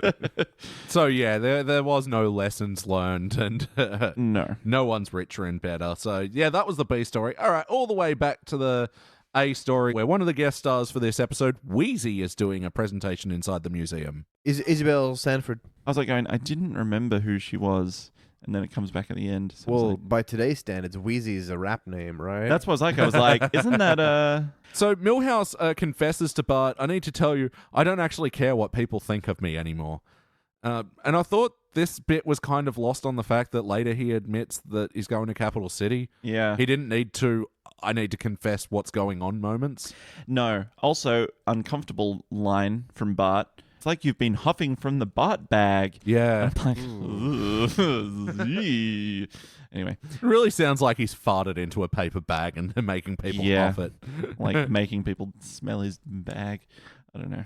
So there's a bunch of like sight gags in the background to do with TV. I didn't think much of any of them, but then there's a Flanders statue. Yeah, it was something about annoying neighbors. Yeah. And it had some people from shows that I couldn't remember, but I recognized the character from. But then, it was Flanders, just a statue of Flanders just standing there. Very weird. The one I did like was the things that talk but shouldn't. Yeah, when Milhouse knocks him over with the fucking detective. Not Matlock, Ironside. Ironside, that's right, yeah. I'm writing a man called Ironside. Yeah. Maybe Flanders has just had a career as a sitcom star at some point in the past that we haven't Maybe. delved into. He is like 63 years old. Yeah. He's lived quite a life. But he played himself?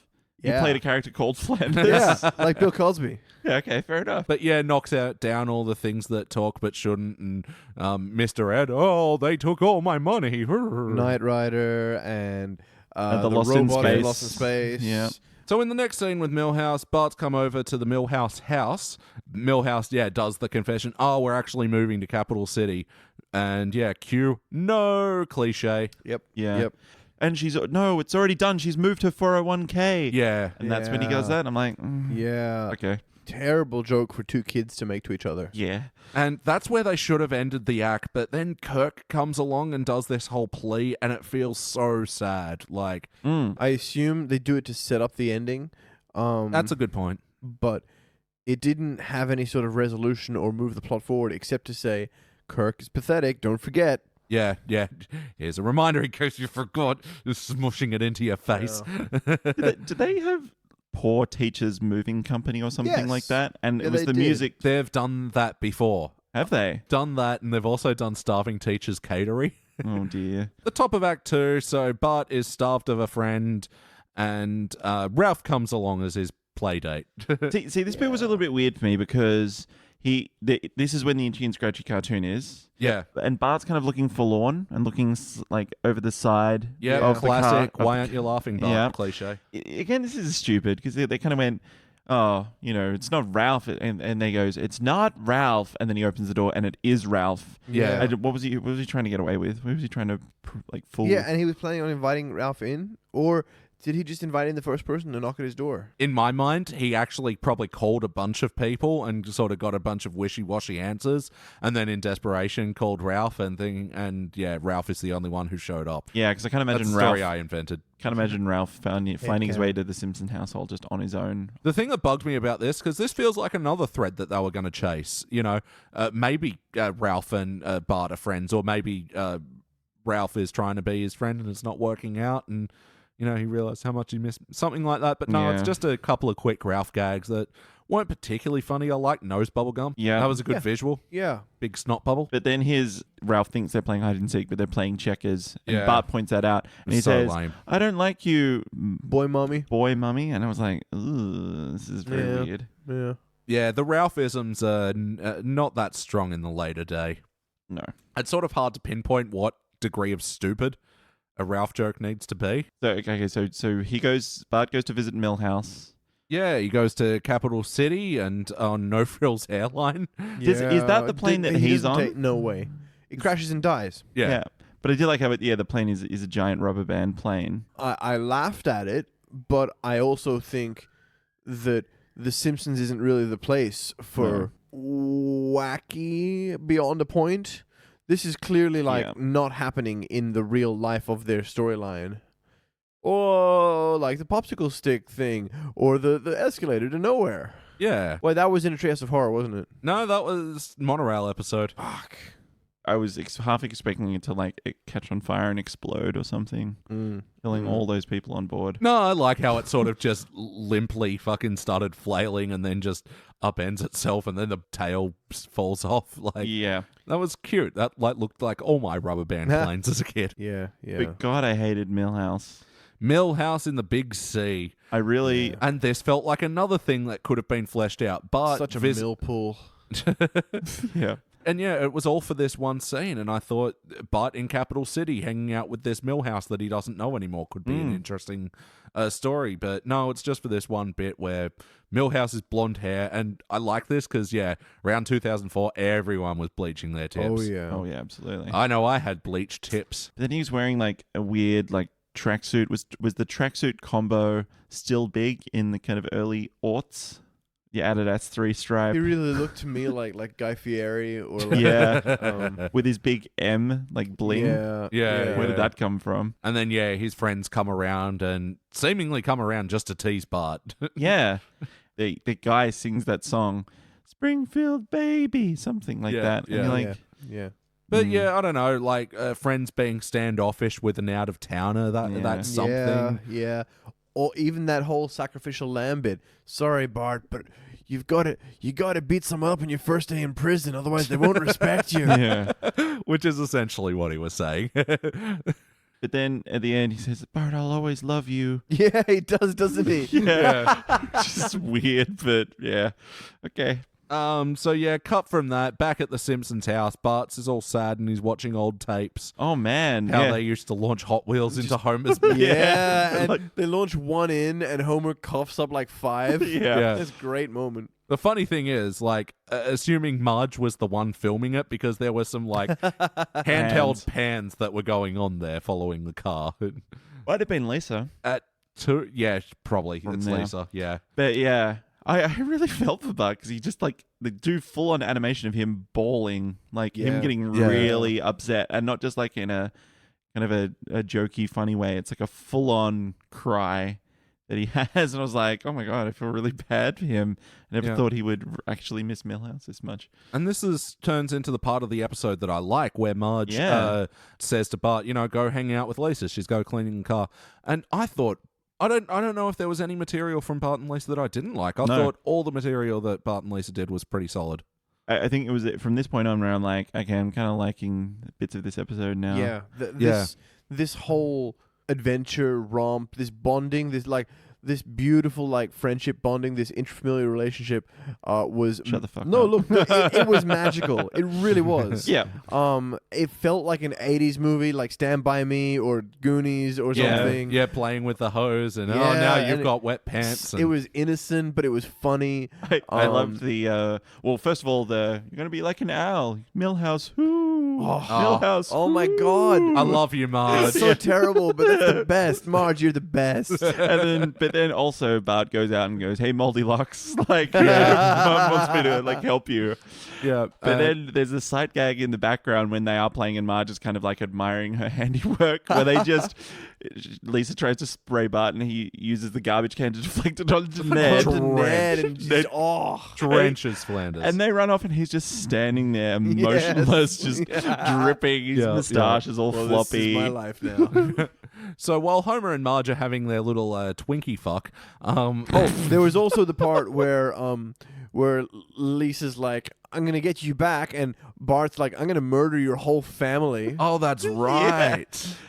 Lisa goes, "Bart, you're my brother." Yeah, that was a weird line, but it felt funny. Yeah, as well in the I mean, context. kids do say some fucked up shit in the heat of the moment. Oh yeah, They don't know better. It's all right. They're kids. They're dumb they'll be held kids. responsible for their actions.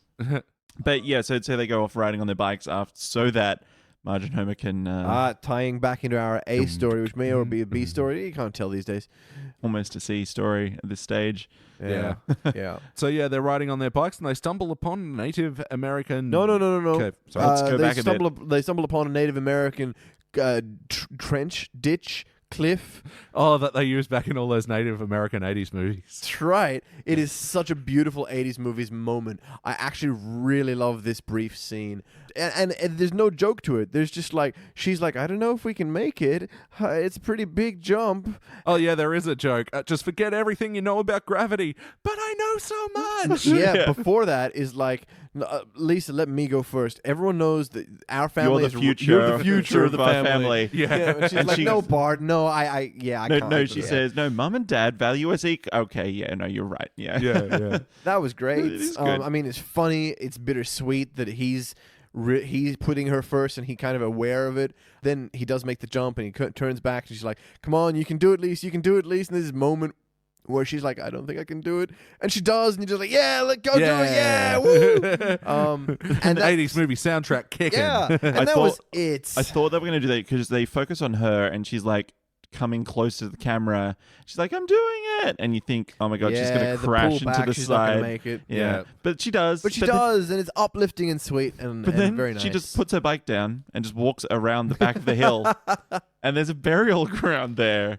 Yeah, They just find this well, little. there's a mysterious cave hole in the thing. Feels like Adventure Time when they find like dungeons just like lying around the place. And it's oh so carefully covered with just like a single fern. Yeah, It's yeah. like, oh, this is where this ancient hidden burial ground is. Of course, no Good one's job found hiding it. it. There was a single branch. Yep. Yeah, On a completely grassy hill with no Yeah. other trees. And they go inside, and it's well lit, and there's just exciting adventure shit everywhere. They're Oh, just yeah. like, Oh, yeah. wow, treasure trove of awesome. Yeah, arrowheads and old paintings on the wall. A and- skeleton. Yeah, a fucking skeleton. Now it's an 80s movie.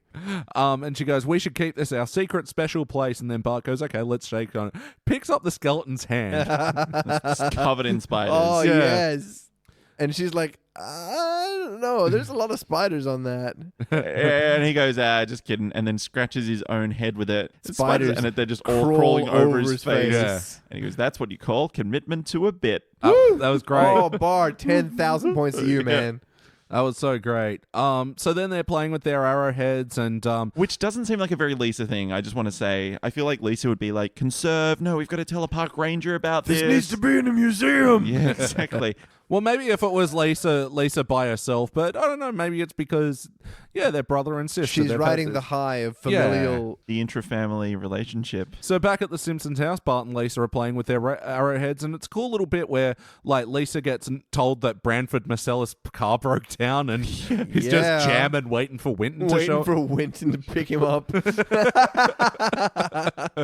I think it's nice because it's like well, I mean, Lisa goes first, and she goes, oh, and she looks across at Bart, and he's like, happily playing with the arrowheads and like looking at her, going, oh, yeah. and she goes, not today. Nah, I'm No. gonna choose to be friends with my brother. And then the next shot is Nelson knocking on the door, and he's like, I borrowed my dad's pellet gun. Let's go shoot a poo. Yeah. Let's go shoot a poo. It's a nice Saturday. Let's go shoot that bloke. And you think for a second that Bart is going to be like, yeah, sure, or whatever. But then he's like, oh, and then looks back at Lisa. And Yeah. it is nice. It's kind of heartwarming to see it. And they're like, yeah. And then the realization of, oh my God. Wait. Yeah. Here's sorry. the camera. Here's the amazing camera Yes. work comes in. Very true. Beautiful.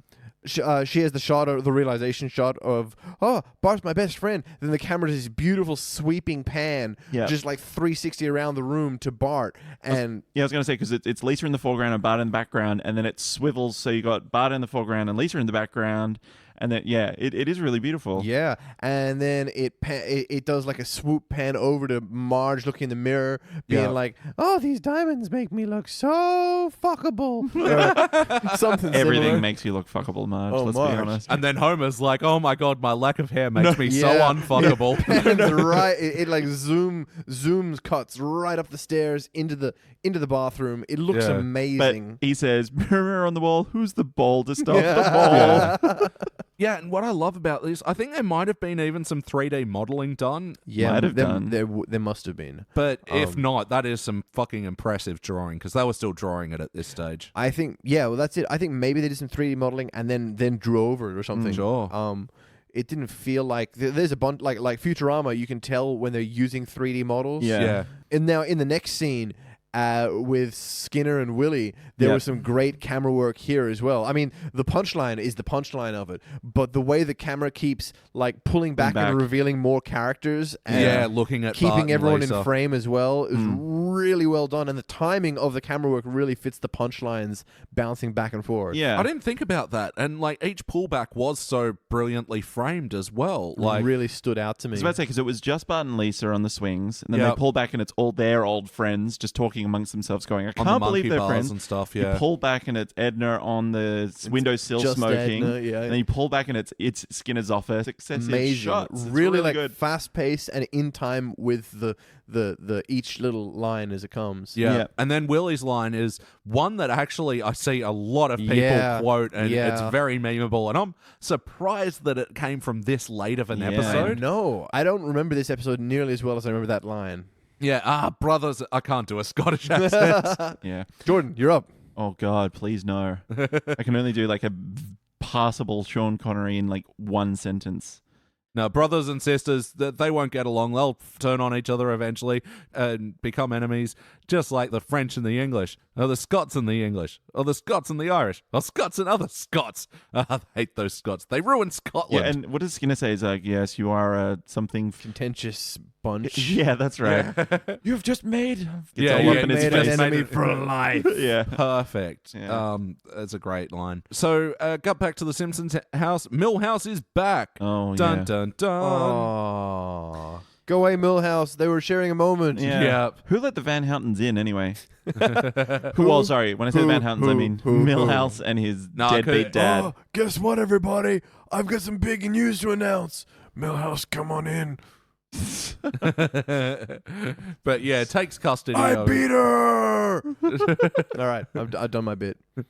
Shag is Kirk, everybody. They're But both four letters. It makes sense. so I liked the line of Kirk saying that he got custody of Milhouse because the judge thought he was so pathetic. Yeah. But then I didn't Yeah. like the repo guy taking his pants. Or him saying, please not in front of the kids, and so they walk right into front of the window. Window, yeah. Simpsons big bay windows. To be fair, none of the kids are watching at that stage. They're all having their own internal argument Yeah, between them. yeah. Well, Milhouse is admitting that a robber busted into their house and wet the bed at And then put the one of bed their back in. sleepovers. Then Yeah. put the bed back into the lounge, folding lounge, Yeah, and then just vanished. Just Yeah. vanished. yeah, Classic Milhouse. yeah. You knew he'd blow it. Yeah. But then, a sad moment where Bart tells Lisa that he's taking Milhouse to the cave, their Yeah. special cave. Special Lisa's just cave. like, Bart, how could you tell him? And I think that's fair. Surely Bart had an idea that this was a special moment between them. Yeah, but he kind of blows it by saying, well, Milhouse is my best friend. Yeah, he's a friend, not just My blood sister. relative. Ugh. Yeah. Bart is kind of going, Milhouse has only been back a day and he's already had 3 nosebleeds and stepped in dog do or something. And then Lisa kind of gets huffy and walks off. It's a setup for Homer's line. Yeah. When a woman says everything's fine, you know something's wrong. And when she says everything's wrong, everything's wrong. And she says, that isn't funny. You better not laugh your ass off. Yeah. Not just laugh. Laugh your ass off. You better not. But yeah, I feel like Lisa has always been the one who is able to express her feelings and get people to understand each other. And here she's just kind of just being really passive aggressive, which I don't really consider her. I suppose she's being a martyr in that she sees Bart is finally happy again. Yeah, that's what I got from it, that she doesn't want to make too big a deal out of it. I don't know. Because she's kind of going, no, that's fine. It's fine. I feel like she's trying to make him feel guilty and bad about it at the same time. And Bart did invite her out as well. He's like, hey, come with us. Be part of this group of friends. Come on, come out with us. Yeah. I would still be bitter. I mean, if it was, if I was Lisa, I would be a piece milking of shit. it. Yeah. I would. But it does lead into the good bit where Bart does this gesture using the capital city Monopoly, changes all the chance cards to favors that he'll do for her. Yeah. I thought this whole bit played out really sweet. And even Bart going, take another card. It's not my turn. Just take a card, you dingus. I'm trying to do something nice. Yeah. Very schmaltzy. But, it felt in keeping with the spirit of their relationship so far. Yeah. Look, I feel this is the kind of the counterpoint to the Bart sells his soul, where she kind of buys it back for him. This is kind of like his reversal of that and doing something nice for her, even though he kind of screwed it up to begin with. But, I did like it. And yes, you say it's schmaltzy, and then they call attention to that straight away. Wasn't that weak? Yeah. By bringing back the MT&TV museum or whatever. Yeah, bringing back Wheezy, and she's going, wherever you are, George Jefferson, Who's please George come. Jefferson? From The Jeffersons, the show she was in. Wheezy was actually played by Isabel Sanford, of course. It is time for the questionnaire. Sure is. Play count. How many times have you seen this episode? More than once. I mean, I know plenty of these bits. You know what? That scene, the seesaw scene, the swings and Willie and Skinner and stuff, sticks out as I must have seen it 100 times. But some of these bits I just didn't remember at all. Oh, it's one of those ones, isn't it? Yeah. I don't think I've seen it before at all. Wow. Yeah, I've seen this a bunch. Like Owen Wilson. Wow. Wow. He does say "well" a lot. I'm starring in a Disney movie about cars. Wow. Wow, my dog chewed up the couch. Wow. That was really good. That was really good. It's like my one impression now. Great. Thanks. Yeah. Anyway. Did it feel like an episode of The Simpsons? Yes. The I'm gonna more say we talked about it, yes. Yeah. The Bart and Lisa stuff, especially their adventure, their bonding, their fallout, their coming back together. That's such a Simpsons, especially early Simpsons, all about their relationship coming apart and then coming back together again. Homer and Marge's kind of not so much issues in this stage, but just though they really do have a pretty solid marriage despite everything, despite his kind of zany antics. They really do have a really kind of good bond, and they kind of do know each other really well. And I think everything kind of played out well. Something about this arc, like Homer getting really like sloppy drunk and then being a beggar outside, didn't quite feel like. But Homer being drunk is a trope. I mean, I'm not going to debate that. And like Homer getting drunk and ending up in wacky situations that should pull his marriage apart. It was really Simpsons-y the way it all played out, and the way that Marge like got cranky and stood by him and secretly like loved the rewards of his foilings and. Failings. Foibles. I meant foibles and failings. I like foilings now. That's going to be a new one. You're failing foibles. Good foilings to you. I didn't quite like Milhouse and his family. The Van Houtens in this one, I didn't feel like an enjoyable part of the episode. None of their stuff I don't know, that just said, Milhouse sucks now. Yeah. I just didn't like him. He was just an obnoxious little brat.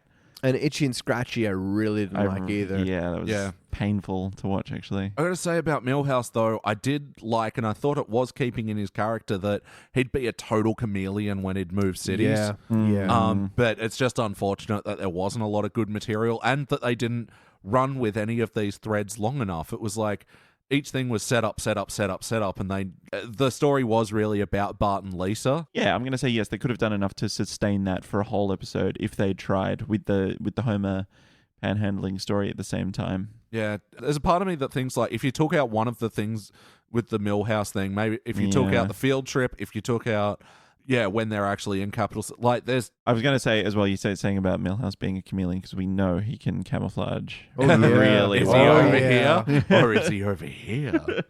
Wackiness. Let's talk about the wackiness of this episode. Plenty. The first thing that comes to mind, of course, is the airplane. The fern covering the ancient Indian cave that no one has touched. No one's touched. The severe radiation poisoning. Oh yeah, of course. That Walrus they would have teeth suffered. made out of irradiated plutonium. Oh yeah. Almost And forgot about that. rolling on the barrels, and they literally say like, if we fall, we'll die. Yeah, so pretty wacky. Heart. Yeah, let's talk about heart. In large lumps, large doses. Yes. Yeah. Yeah, You thought it was going to be like a Milhouse, Bart Mrs. Milhouse episode, but it was more. And that was sweet too. Watching Bart burst into tears, watching breakup videos of their time together and stuff. Yeah. But yeah, the real heart was all about Bart and Lisa. And Definitely. being good brothers and sisters to each other's. Because I was about to say, you kind of think, where is this going to go when Marge sends him out to help her wash the car? And it almost immediately turns playful and Absolutely. And when the chips are down, your brother and sister is always there for you. But there wasn't any heart with the Homer and Marge storyline. there was enough heart to pump blood to Homer's dick so he could get it on. Yes or no, would you watch this episode again? Yeah, I would. Yeah, I think so. Yeah, I would. You'd watch it again. Let's put it in a playlist. Bart and Lisa episodes. Like, I really see this pairing well with when Bart and Lisa go to the 3rd grade together. Yeah. It's technically our Homer jobs. Yeah. Yeah. Well, like lack of a job, but it's a secondary income. So, All the Van Houten breakup stuff. Yeah. All right. Well, it's time to rank this thing. Ooh, powerful. Oh, yeah. Woo! You just got to do that. What's no, not Eddie Van Halen, the other one. David Lee Roth. David Lee Roth, the backing vocals that he does for himself. Woo! Oh, yeah. Yeah, that cracked article that separated them. Baby, one more time. I'm going to tell you one more time. Sorry. Well, Danny, kick it off. What are you ranking this thing? Again, I'm sort of indecisive, but talking about it's really helped. Like talking about it's really helped me decide that I love it more than I hate it. A lot more. The parts that I don't like are pretty obvious. I don't like the itchy and scratchy bit. I don't like the way they treated the hobos. They really sort of looked down on the poverty-stricken. Yeah. I don't like the way they treated Nelson as part of that, I guess, at the start. Yeah. I didn't like the MTV stuff. That felt really like out of place, like they were doing one of those behind the laughtery bits. So there are problems with this, and just listing them like that, it's quite a number of things. But yeah, the rest of the episode is solid game. I think it was a really sweet storyline. I wish they'd stayed on that more and cut out Milhouse. The Homer and Marge stuff was good, but clearly the heart of this episode was in the Lisa and blah, blah, blah, blah, blah, blah, blah, blah, blah, blah. And I would have loved to have seen that stretched out a bit more, like in an earlier season, like in season 2 or 3, they would have really brought that into the fore. The camera work in that scene, and then the camera work in the follow-up with the gag, the Willy gag. Willy gag. Willy gag. Willy gag. You can buy them if you... I bet you can. Anyway, there was so much that I really loved about this episode, and there were a few things that I really hated about this episode. So it is quite conflicting for me. Yeah. But overall, it's a great episode. How do you rank that, you know? You want us to cut back to you? No. I'm going to go silver because I the bits that I like would easily push it up to gold with possibility if they like stretched out the good stuff. Yeah. Possibility of cubic, but the parts that I hate are big chunks, and that brings both of those down again, I think. Sure. All right, Jordan, take it away. Yeah, my thoughts are very similar to yours in that there are parts that I really didn't like and there are parts that I really, really, really liked. In my memory of this episode, the bits that I liked will be about 2/3 to 3/4 of the episode. Yeah. For an episode that's called Milhouse Doesn't Live Anymore, he really doesn't kind of play any part apart from just setting up the rest of the really good storyline.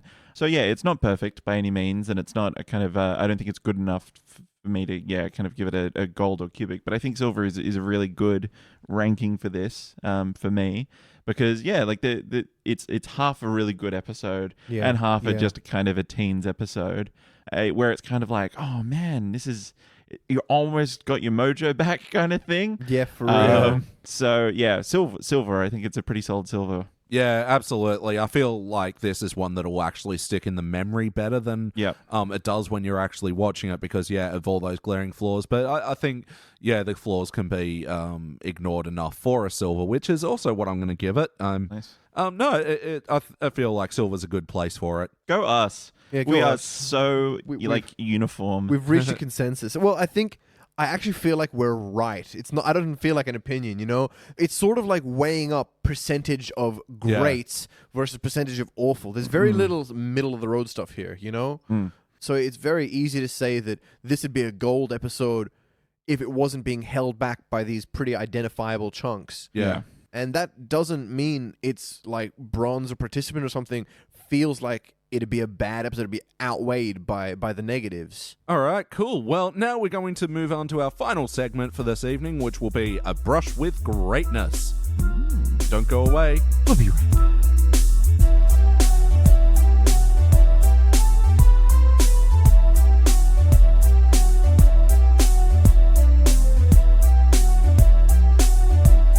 We are back, and we just watched our classic episode for the evening, which was Brush with Greatness. It came from Season 2, Episode 18. It was first released in April of 91, and it was written by Brian K. Roberts. In this episode, Marge gets her mojo for painting again and enlists into a local college to learn to paint better.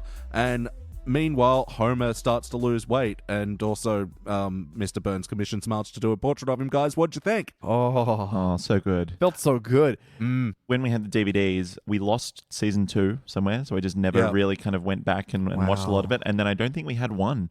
So Season 1 and 2 were kind of like foggy in my memory. Yeah, Dude, because you were one of those kids that wasn't allowed to watch Simpsons as a kid, and then me and you, man, this is like a warm blanket. I know. I'm sort of jealous of him like having the freshness, the excitement, the surprise, the mystery. Yeah. Season 2, even Season 1, Season 2 especially, 2 and 3 are like my mecca, The seasons and this episode hold such an important part in my heart, and oh yeah, this is such childhood. This is your mum's spaghetti. This is the electric blanket. like some of the Season 1 episodes we go back and we're like, it's okay, but it's not without its flaws. This one here, I go back and I'm not disappointed at all. I'm just like, oh dang, it is just as good as I'd hoped it to be. So this is episode 18, so it's pretty late in Season 2, so they've hit their stride a bit, and they're not having that many hiccups with like animation and story and stuff. They're pretty well gotten their stride, but it's still there's all this mature complexity stuff that I'm sure I wouldn't have picked up on when I was a kid. I'm just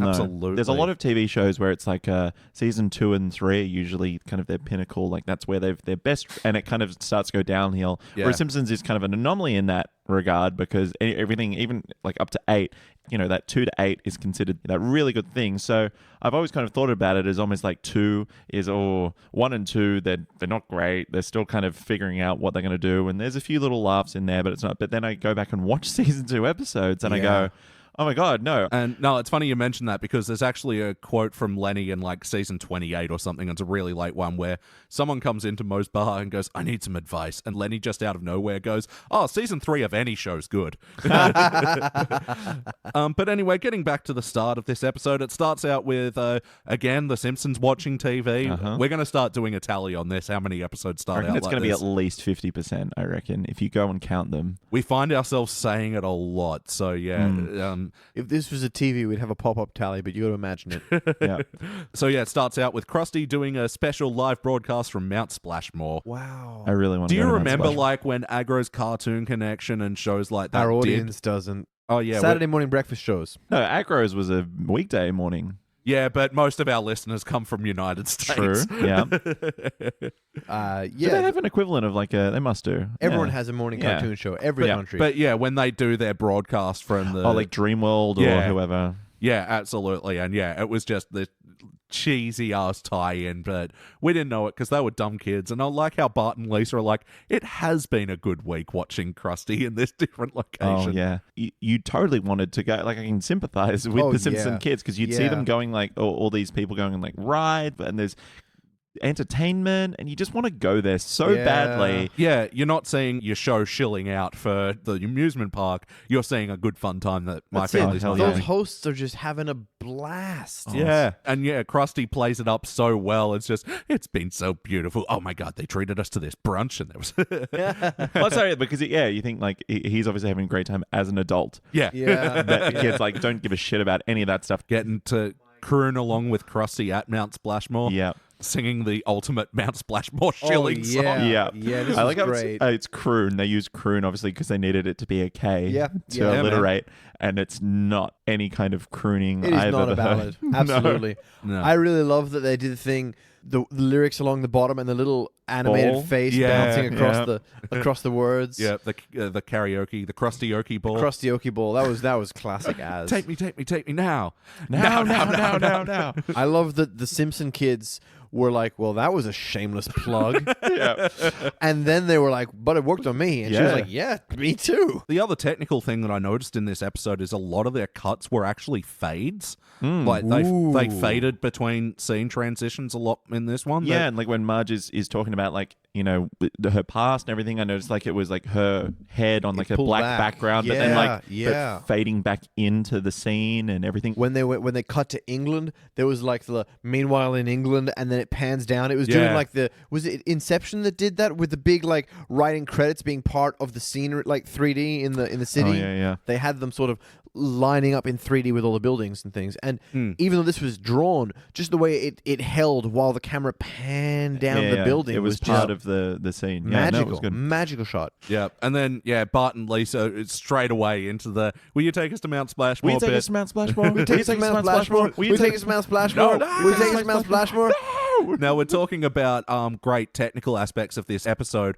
I love the transitions with Lisa and Bart bugging Homer and how it goes into different parts of the day and everything. It's fantastic. But there was no break between it. It was like a constant thing, and you could get this image of like Homer had like basically 24 hours of him getting bugged. Absolutely. Constantly. Like he's in the shower and they're pressed up against the glass. There were no and cuts in the audio, and they were really smooth, the transitions, I think. It was really clever. In the first bit, Mount Splashmore really stood out to me that Krusty was drawn identically. Like his face was really drawn as an overlay of Homer's face. And it really put me in mind of this sort of, it's sort of like a rumory conspiracy theory, but I'm pretty sure it's been confirmed by writing staff as well, that originally they had this big overarching plan to have a dramatic reveal where it turns out that Krusty was actually Homer in disguise all along. Yes. Amazing. And they had that in the pipes for several seasons. I think it was only when they did the Homer Krusty like doppelganger episode. Which season was that, by the way? That was 5. I think they decided by about season 3. You reckon? Yeah. I mean, because I'm obsessed with like all the commentaries and stuff. And I remember when I found that out, holy fuck. Like, yeah. Well, I'm just trying to think Mind how they would blown, how they would resolve it though, because like, well, Where I mean, would you go from there? Do you write Krusty out of the series? Or? Yeah, but I mean, it's an interesting tidbit. It's like in season 1 of Scrubs, you notice the janitor doesn't interact with anyone except JD because they were going for a thing that turns out the janitor was imaginary. Like that was JD's fantasy, but they dropped that when they realized the janitor was such a fucking funny character. Yeah, must have. I just like at the end of the can you take us to Mount Splashmore? When Homer is like having a breakdown, I love how Marge is just beside him, just sleeping really peacefully. With While Homer is literally writhing in pain. He has been annoyed and nagged that much. If I take it about Splashmore, will you shut up? Like, yeah, of course. His voice in this was like vintage Homer. Yeah. I really love that sort of. It's got all the flavor of the later Homer season, but it's got this just slightly more personality to it. I think a little more maturity, a little more realism. maybe. It's very hard to say why it really appeals to me. Like, we're in the more grounded end of The Simpsons. Like, Yeah. when... I think all the characters are a little more complex and mature and just like rich and intelligent. And I learned a new TV trope the other day, which was from The Simpsons, which was Flanderized, which is where you take a small kind of seemingly inconsequential trait about a character and just make that their defining quality. Flanders was always just the kind of the mild-mannered who just went to church and was conscientious, and then they became this kind of religious guy. Every consecutive episode, when they look back at them and they're like, okay, what do we know about this character? Yeah. Let's write that in more. But the bit that made me think of that was they get to the slide and everything, and they see the length of the line. Okay, and goes, babe, turn on the waterworks. Turn on the waterworks. And Lisa just does it. Yeah. And it's like, you don't see that kind of semi-manipulative side of her, as often anymore. Him and her. Well, him, you kind of expect it, but her, it's like, she's going along with this kind of like this little partners in crime devious plan. Yeah. She's And very I really complicit liked it. I really and liked it. It was great. It was showing a moment of them being siblings and having this like sort of unspoken agreement that this is what happens when we get to lines. Okay, showtime. do it. It looked like rehearsed, like planned out. It's a very mature and intelligent plan of theirs, and I think that really is very expressive of the intrafamilial relationship between them. And it's a really beautiful way to capture that without looking at the relationship at all. Yeah, it also provides a nice contrast to Homer, who, in seeing the same line, just goes, fuck it, I'm just going to push my way through and Did tell he say people. he was line inspector or Line pusher, I think. Yeah, that's what I heard. Line pusher coming through. But line inspector maybe makes more sense because then that old woman, after he like shoves her, goes, God bless that man. Yeah, wish I had that arrogance. Yeah, the little joke of like the baby pool with the water changed every hour, but then the depth markings where it was 1 inch, 1.5 inch, 2 inches. Maggie goes across like, Maggie, stay out of the deep end. Yeah, Oh my actually, God. there was not actually a lot of jokes about Mount Splashmore when they were there. I mean, there was that ride that was like the instant roller coaster drop into a pool. Yeah. And they're all just kind of like, they submerge and then kind of just come out like drowning. I would go on that ride though. But Yeah, I would go the hell out of Yeah. that ride. That looked amazing. Yeah, totally. But Don't lie. You wouldn't go on that ride. Not if it went upside down. If it went upside down, I'd be scared. Okay. It just looked like it went straight down.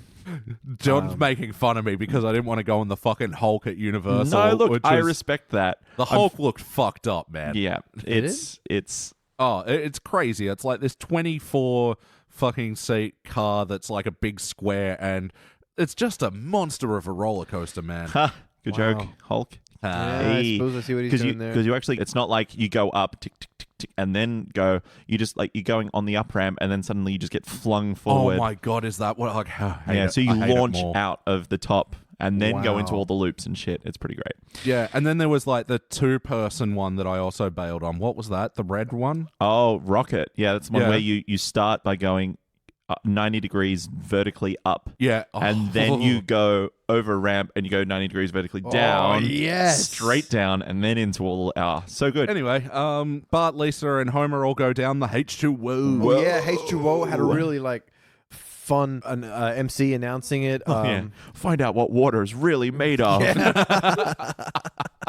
We kind of skipped over Homer like forcing himself into those Speedos before they go to Splashmore.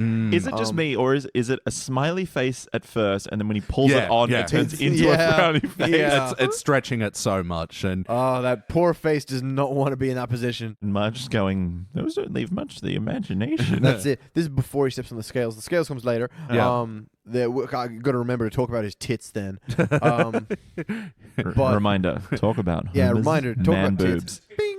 now back to Tit Talk with Danny Rosewell. Not yet. We got to get there. All right. First, he gets in the car, and Bart is going, ha, ha, ha, come on, fat ass, get out of the fucking lard bucket and into the car.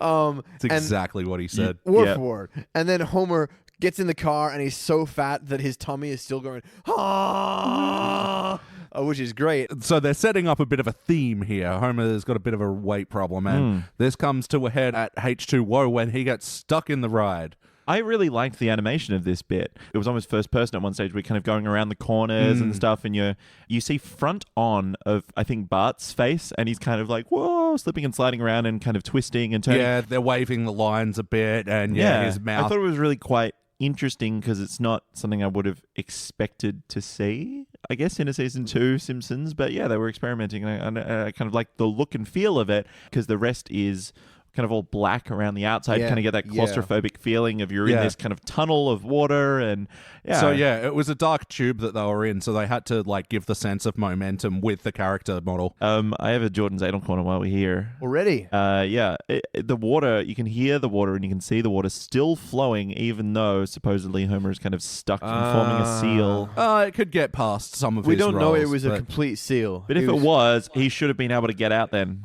My anal corner is because you see all the children's legs and like the children getting stuck around him. So I think you could assume that there's still a passage of water. But then when they lift him out, it's just him in the tube and not all the other they kids don't and show stuff. them rescuing the other kids. I thought that too. They must have already crawled back up the pipe. Yeah, like the nimble little rodents they are. Maybe.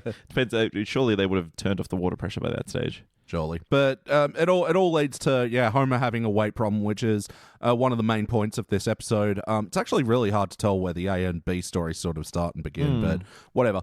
So it comes into this bit where they're at a family home and they're watching the news report, and an appearance by Scott Christensen, who doesn't appear much. Like the alternate swap out news reporter for Kent Brockman. Oh, I didn't even notice. Ooh, you don't think about it, right? No. I mean, it's really a one reporter town, isn't it? Yeah. I don't think he's like back in later episodes or anything. I did like how they said like estimated at weighing between 400 and 500 pounds. Yeah. You're like, holy crap, that is like 200 plus kilos. There's no way Homer is that big, surely. I mean, there are people that large. Yeah, there are. Not to cast aspersions on the gravitationally challenged. No.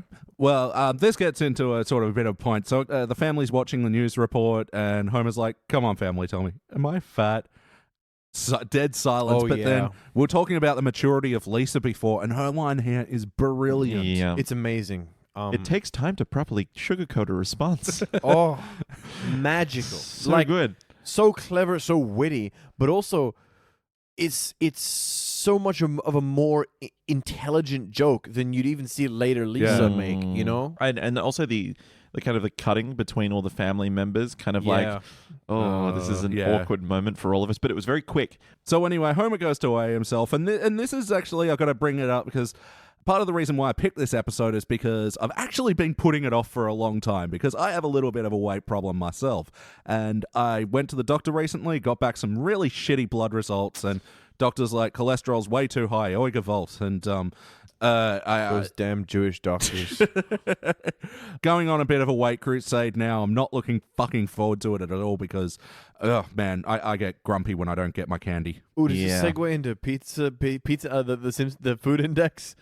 we ate from Mama Rosie's tonight. Guys, what did you think? Their pasta was very good. Quite enjoyable. That salami pizza really did it for me. Yeah. Had like feta in it, I think. That was so dope. And that hot salami, which gives you the good hiccups. Thought you were going to say it gives you the runs. It did give me the hiccups for like 20 minutes. It'll give you the runs in 20 minutes. Trying new things, new tactics, and, in my attempts at weight loss over the year, I've never promised to a podcast listening audience that I will lose weight. So my plan is... This is legally binding, man. I know. You can't make promises to a podcast audience that you don't intend to keep. Those guys hold you to it. That's right. Ooh. And yeah, because this is the other shocking thing. Homer, at his first weigh-in in this episode, is 260 pounds, which is 117 kilos. I don't know if it's a timing thing that back then people weren't as obese as they are now, maybe? Jeez, no way. I mean, like, that is not... I'm not the tallest man in the room, but that is not a heavy weight. I mean... If you were going to go via BMI, which a lot of people do and don't, if you're out there listening, don't just gauge yourself by your BMI. Proven that is not it's a terrible thing. Like, you could be a bodybuilder and have all muscle and be considered terminally obese. It's Yeah, ridiculous. It's yeah. a stupid system. So anyway, yeah, Homer weighs in 260. So at the moment, just weighed in before we recorded the podcast at 151 kilos, which is 332 pounds, which is still more than Homer's weight in the king size fucking moo weight It sure is. of 300 pounds, which was 136. which means which he must be quite short then. I think he is. Like, yeah, I actually think he's a similar height to Marge. And 5'7", I think. yeah, That, or maybe the animators didn't have a reference to They- kind of go by. I'm pretty sure they don't pay attention. Like, especially this early in, they don't have like heights in mind for the characters. Yeah. So anyway, as Homer made his declaration to lose weight, and he I like this did. because it's a Gone with the Wind reference, actually. Is it? It is, because it's... The no donut too sugary and no... Well, the original line is, "As God is my witness, I'll never go hungry again." Yeah. But he obviously changes it to, "As God is my witness, I'll always be always be hungry hungry." again." That's right. Yeah. So yeah, year from now, we'll do King Size Homer and we'll check in again Yeah. and see how I go with that. So that's my declaration to you, podcast audience. Well done. Yeah, man. You could be 365 pounds lighter. I would disappear off the face of the earth. You'll just be a little fingernail just left. That's it. Hopping around, little fingernail. Oh dear. So yeah, Homer starts out his weightless crusade at the top of Act 2 by going into the attic and getting out the gluteus maximizer. Oh, he does, doesn't he? No, I think he leaves that there. Oh, yeah, because they get distracted with all the paintings of Ringo. Richard Starkey, one of the guest voices for the episode. Yeah, I love this. It ties into Marge's character that she liked everyone's least favorite Beatle. Yeah. Hey, It's so Marge. Not everyone's least favorite. I quite like Ringo. Love Ringo too, man. As a person or as a musician? Both. Why not? But yeah, the song that they play later in the episode, "It Don't Come Easy," that's a great one. Yeah. "Don't Pass Me By" is one of my favorite Beatles songs. Like, He's written a bunch. I mean, yeah. Wait, did he actually write A Little Help from My Friends, or did he just sing just perform it. He only wrote Okay. 2 songs with the Beatles. He wrote "Don't Pass Me By" and "Octopus's Garden." I do like he's not even the best drummer in the Beatles, but it's a zinger. It is one hell of a zinger. but I think also as a person, I think he's been quite a lovely person as He's opposed been to some of the lovely others. and amicable, and not to start throwing stones at the Beatles for fuck's sake, the bigger than Jesus Beatles. Yeah. But they haven't all been always Angels. humble angels. No. And Ringo's a dude, he's a chilled. Anyone that can do the fat control, like Oh yeah. to have dedicated that much of his life to just the children. Yeah, man. I can see him as the kind of person that would be like, yeah, I am gonna dedicate myself to writing back all of the people who took the time out Yeah, I to believe it. write to me. That was They deserve a great. response, even if it is 20 years later. Bless you. Thank you. Yeah, I love it when he's writing the letter back. "My first name's Richard," and you totally forget. Yeah, this is pre-internet. You actually had to write. Yeah. For real. Your 20 years idols. ago, I'm sure that was a big mystery. Yeah. Well, 20 years ago back then. Homer and Bart find all these paintings of Ringo, and Oh, yeah. Gradually getting more erotic as well. There's like Yep. the 2 face shots, the close-up face shot, then him topless, and then they're getting married. then getting married to Marge. And Homer's like, oh, come on, Marge. Yeah, but I love how jealous he gets. Like, Yeah. they just smash cut to the kitchen, but I like to think that he just stormed all the way down the stairs. What the fuck is this shit? Yeah, because he's like Marge is holding it, so you can see him like getting it in his hand, like Yeah. angrily Yeah. shaking it. Yeah. Yeah, very good. This brings up another fucking excellent Lisa line where she's admiring Marge's work, and she goes like, "As many artists, like, I wonder what your story is of how your dream got squashed." Oh, my I'd love God. to hear the particulars of how your dream was squashed. Yeah, so good, Lisa. You're Magical. cutting. She is just a scalpel today, isn't she? Yeah. Oh. Just before this as well, I'd completely forgotten, and it's in the back of my brain somewhere, and it's been dormant for 20 plus years. But the hello, taste, where are you? We're talking about the rice cake, the 35 calories or whatever it is. And Yeah, Homer eating rice cakes. Yeah, from this was another quote in our household. Ooh, only 39 calories. And The basic premise, of course, is that he hates the rice cakes, but he's allowed to put a little schmear on it to Yeah. tasten up the Yeah. flavor. So seconds later, he's like cock deep inside the refrigerator, just like slam-a-jamming hunks of lard and fucking olives and cheeses and gravies, and there were a He few. basically makes a burger out of it. Yeah. Oh yeah, there pretty were a few much. like moist makers. Yeah. I'm pretty sure I saw something that looked like turkey stuffing Yeah. in there as well. But I think the worst part about it is that like the reveal is he's taking it out of the microwave. Oh. Yeah. And you're like, that just sounds so disgusting. It'd be like, I can imagine how sloppy Yeah, it would be. sloppy and soggy. It's and little more than a rice napkin at Yeah. that stage. Marge is like, Homer, do you think I should join an art school? And he's like, do I have to do anything? Well, not technically. Fucking knock yourself out. What do I Yeah. give a He's shit? like, great, do it. That is so the on-running enthusiastic. theme for everything that Marge has any interest in ever. Yeah. I'm thinking of the music theater class, but I mean, that is their relationship summed up in like one little vignette. Yeah. Vignette. But I mean, it's not exactly jerk. It is pretty jerk ass, but I don't know. I think it's just like a kind of like I've had a long day. Do I need to do it? No. Okay, cool. Go. I support But it's you. not. It's him looking at the microwave, waiting for his tower Yeah, of this is sludge to be true. finished. Yeah, this is true. I got more important things to do. Do I need to give a shit about you, Marge? No. Let me focus on my own lard bucket. Yeah, it is pretty selfish. Yeah. But yeah, so she goes to sign up at the art school, and then we get like Raphael voice in a black man's body. Yeah, I thought it was a bit weird. I guess they'd kind of got the proper Raphael. It's like Black Smithers. Yeah, and actually there was Carl in the episode, but he had Lenny's voice later on. Oh, Yeah, I didn't yeah. notice. Yeah, it was a weird bit.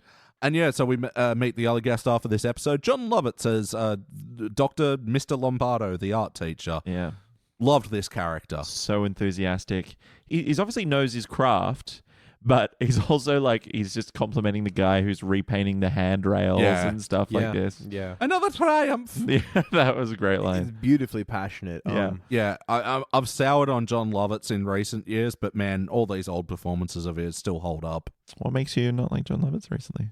He's a bit of a right-wing nutcase. and- Oh, is he? Yeah, and he really fucked over Kevin Smith and Ralph Garman, and they're my boys. You don't fuck over Kevin, Ralph. Okay, I just like him because You don't fuck him over, Jordan. Fair enough. That's fine. I like him because he like beat the crap out of Andy Dick. Oh, did he? Yeah, after I love this story. After because basically Andy Dick got Phil Hartman's wife kind of back on drugs essentially, Oh. and so went and saw him in a bar and just like punched him. So he's fine in my book.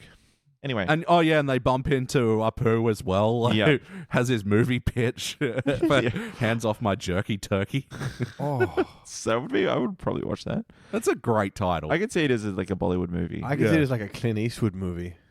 Oh yeah. Yeah, so she gets into the class straight away because the guy's so enthusiastic about everything. Kicks off a little montage with sort of simultaneous Marge practicing painting, the Lombardo method, and dividing everything up into shapes. Yeah. Even a rhombus. Yeah. Beautiful, like smiling to the camera shot of Lombardo there. Yeah. He does it twice, of course. While he's doodling away about shapes and this charming collection of cubes, spheroids, and before you know it, we have a festively happy little bunny. There was a little bit as well with Homer as well, like because he's done like a tiny bit of exercise and he's so like tired on the couch.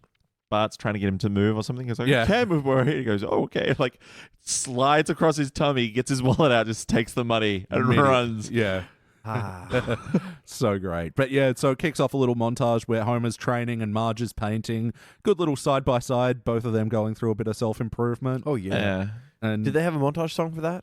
it was just like a Simpsons-esque scoring. Dun, dun, dun, dun, dun, Yeah. dun, Yeah, dun. it was like uplifting, generic montagey music. Yeah. Back before they could afford song rights and stuff. But yeah, Homer like lifting up the bar, a classic. It's only tiny weights on it. Timeless Yeah. piece there. Dropping more and more weights off the bar. I love that. Almost hitting the cat in And each one. Snowball just running around like a crazy man. But then, like, as soon as all the weights are off the bar, he's like lifting it up. It's like, yes, I did it. Yeah. Big grin on his face. It was clearly the Rocky pose from the top of the steps. Yeah. Yeah. That was his Rocky moment. Yeah. I liked as well, like Marge, like kind of starting to paint him as well. And it's like, I couldn't tell, is she doing the thing that artists do where like they're trying to line stuff up with their thumb, or is she giving him a thumbs up because he's like, doing so well? Now that you mention it, I'd say When he was it's asleep both. on the couch with a beer in his hand? No, I think that must be painted at a different time, because I think he's doing the weights, the hand weights, because he's moving around, and it's him. Yeah. The animation is him as all the shapes. It's while he's skipping with the That's kids. right. That's right. What the hell have you been drinking? Is it water? Is it wine? Oh my god, it's turpentine. Great Lincoln. little... Lincoln. But they, Is that what the song starts out as? Lincoln? Yeah. Like president? Like President Lincoln. because she gives this big thumbs up, like right into the camera. And I couldn't tell if she's doing the artist thing or not, or whether it's just like, you're doing so well, homie. Because she is really proud of him. No, I mean, that's a great moment. And then, so she's back at the art school and she's painted, this picture that's probably done at a different time of, Homer on the couch. And this is a beautiful, bit of art within The Simpsons. They really made sure to, do different shading than what you see on the show. Yeah. I think this is the first time Homer has maybe ever been called a bald Adonis as well. That's a great line. See, this is actually one of those things like the Michael Richards, when Kramer gets a portrait of him done in a Seinfeld episode. I just want that framed. You could get them at one stage. Yeah. You could purchase them. The internet is vast and infinite. I'm sure it's out there somewhere. The Marge gets selected to get entered into the Springfield Art Comp. Yeah, like a local comp, and the other entries, the fucking unicorn staring at a polluted nuclear plant or whatever, go, why? Oh my god. Was it a dogs playing poker as the first one as well? That'd make sense. Yeah. And then the kind of wavering, who gets first? Yeah. Of But course she the wins. unicorn, man, that was so I know. It was so classic, 10th grade art student. Because he's got this kind of confused expression on his face as well. And a tear. Yeah, why? The single tear. So dumb. Anyway. Yeah, and so Marge wins, and and I love how at the judging ceremony when it's all tense, they're trying to pick, and Homer's just quickly eating rice cakes.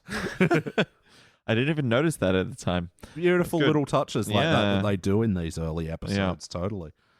And so this transitions into Mr. Burns' portion of the story. Yeah. Where Mr. Burns is dismissing another portrait. Yeah, he's getting rid of the artist. And the artist doesn't seem too scared.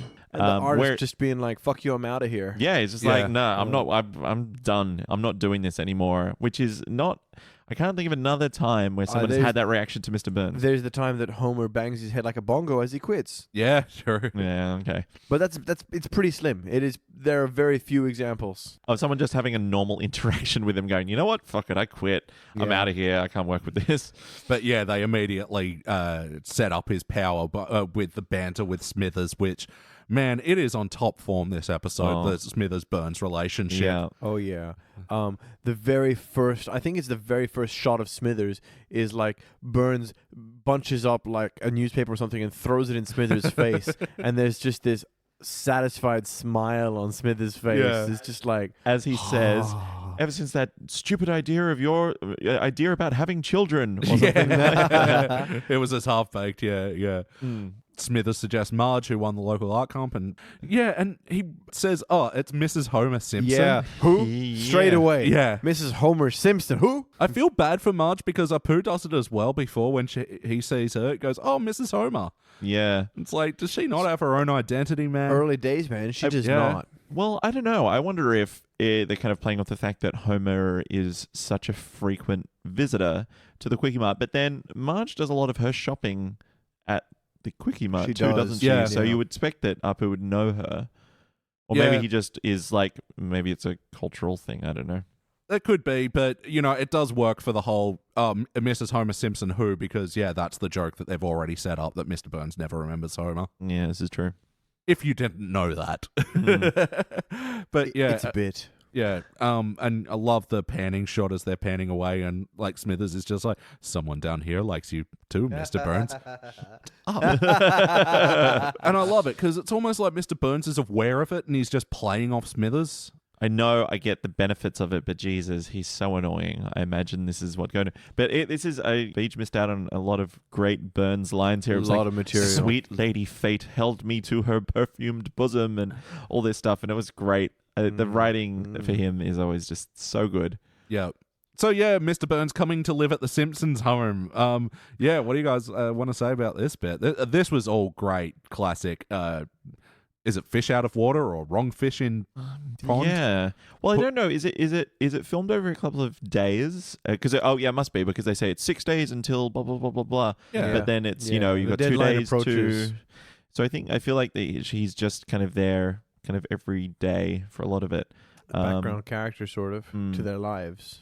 I just want to say we missed one of the good jokes as well, was the donut supply guy coming in. Yeah. And Yeah. going, what's going on? Definitely. What's with the pile up of donuts He here? goes, oh, Homer Simpson's on a diet. He goes, what? I just bought a boat. Which It's so Man. great. Oh, man. Just like, Homer oh my, financing some other guy's A like donut lifestyle. guy as well. Yeah. Holy shit. It's just- Donut guy just bought the boat. he did not factor this into the budget. Like, but honey, what if that guy? Don't worry.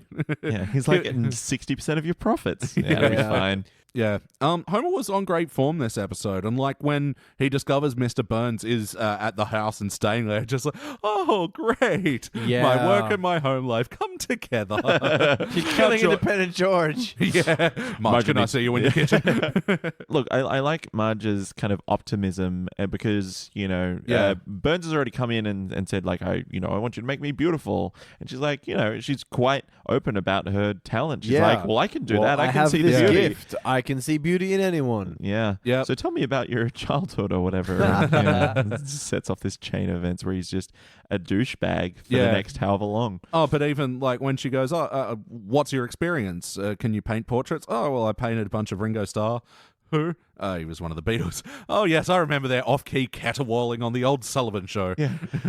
Ed, what were you thinking? I like how he calls them a rock and roll combo as Yeah. well. Yeah. That's a word I haven't heard in a little thing. To Marge, shut up and paint. Like, Yeah. he is such a cunt. And like with the technical aspects of this episode, how they sort of do fade transitions, they really make it feel like actually Burns has been there for a hard, long time, This is really dragging out. I feel like those fade cuts really lend to it. Like in the scene where he's getting the comics read to him, and He likes Ziggy. That's something I wouldn't have expected from Burns. and where Maggie grabs onto his leg and Lisa's trying to practice the saxophone. Like, Enough of your infernal tootling. What is this beast on my leg? yeah. Get it off. Get it off.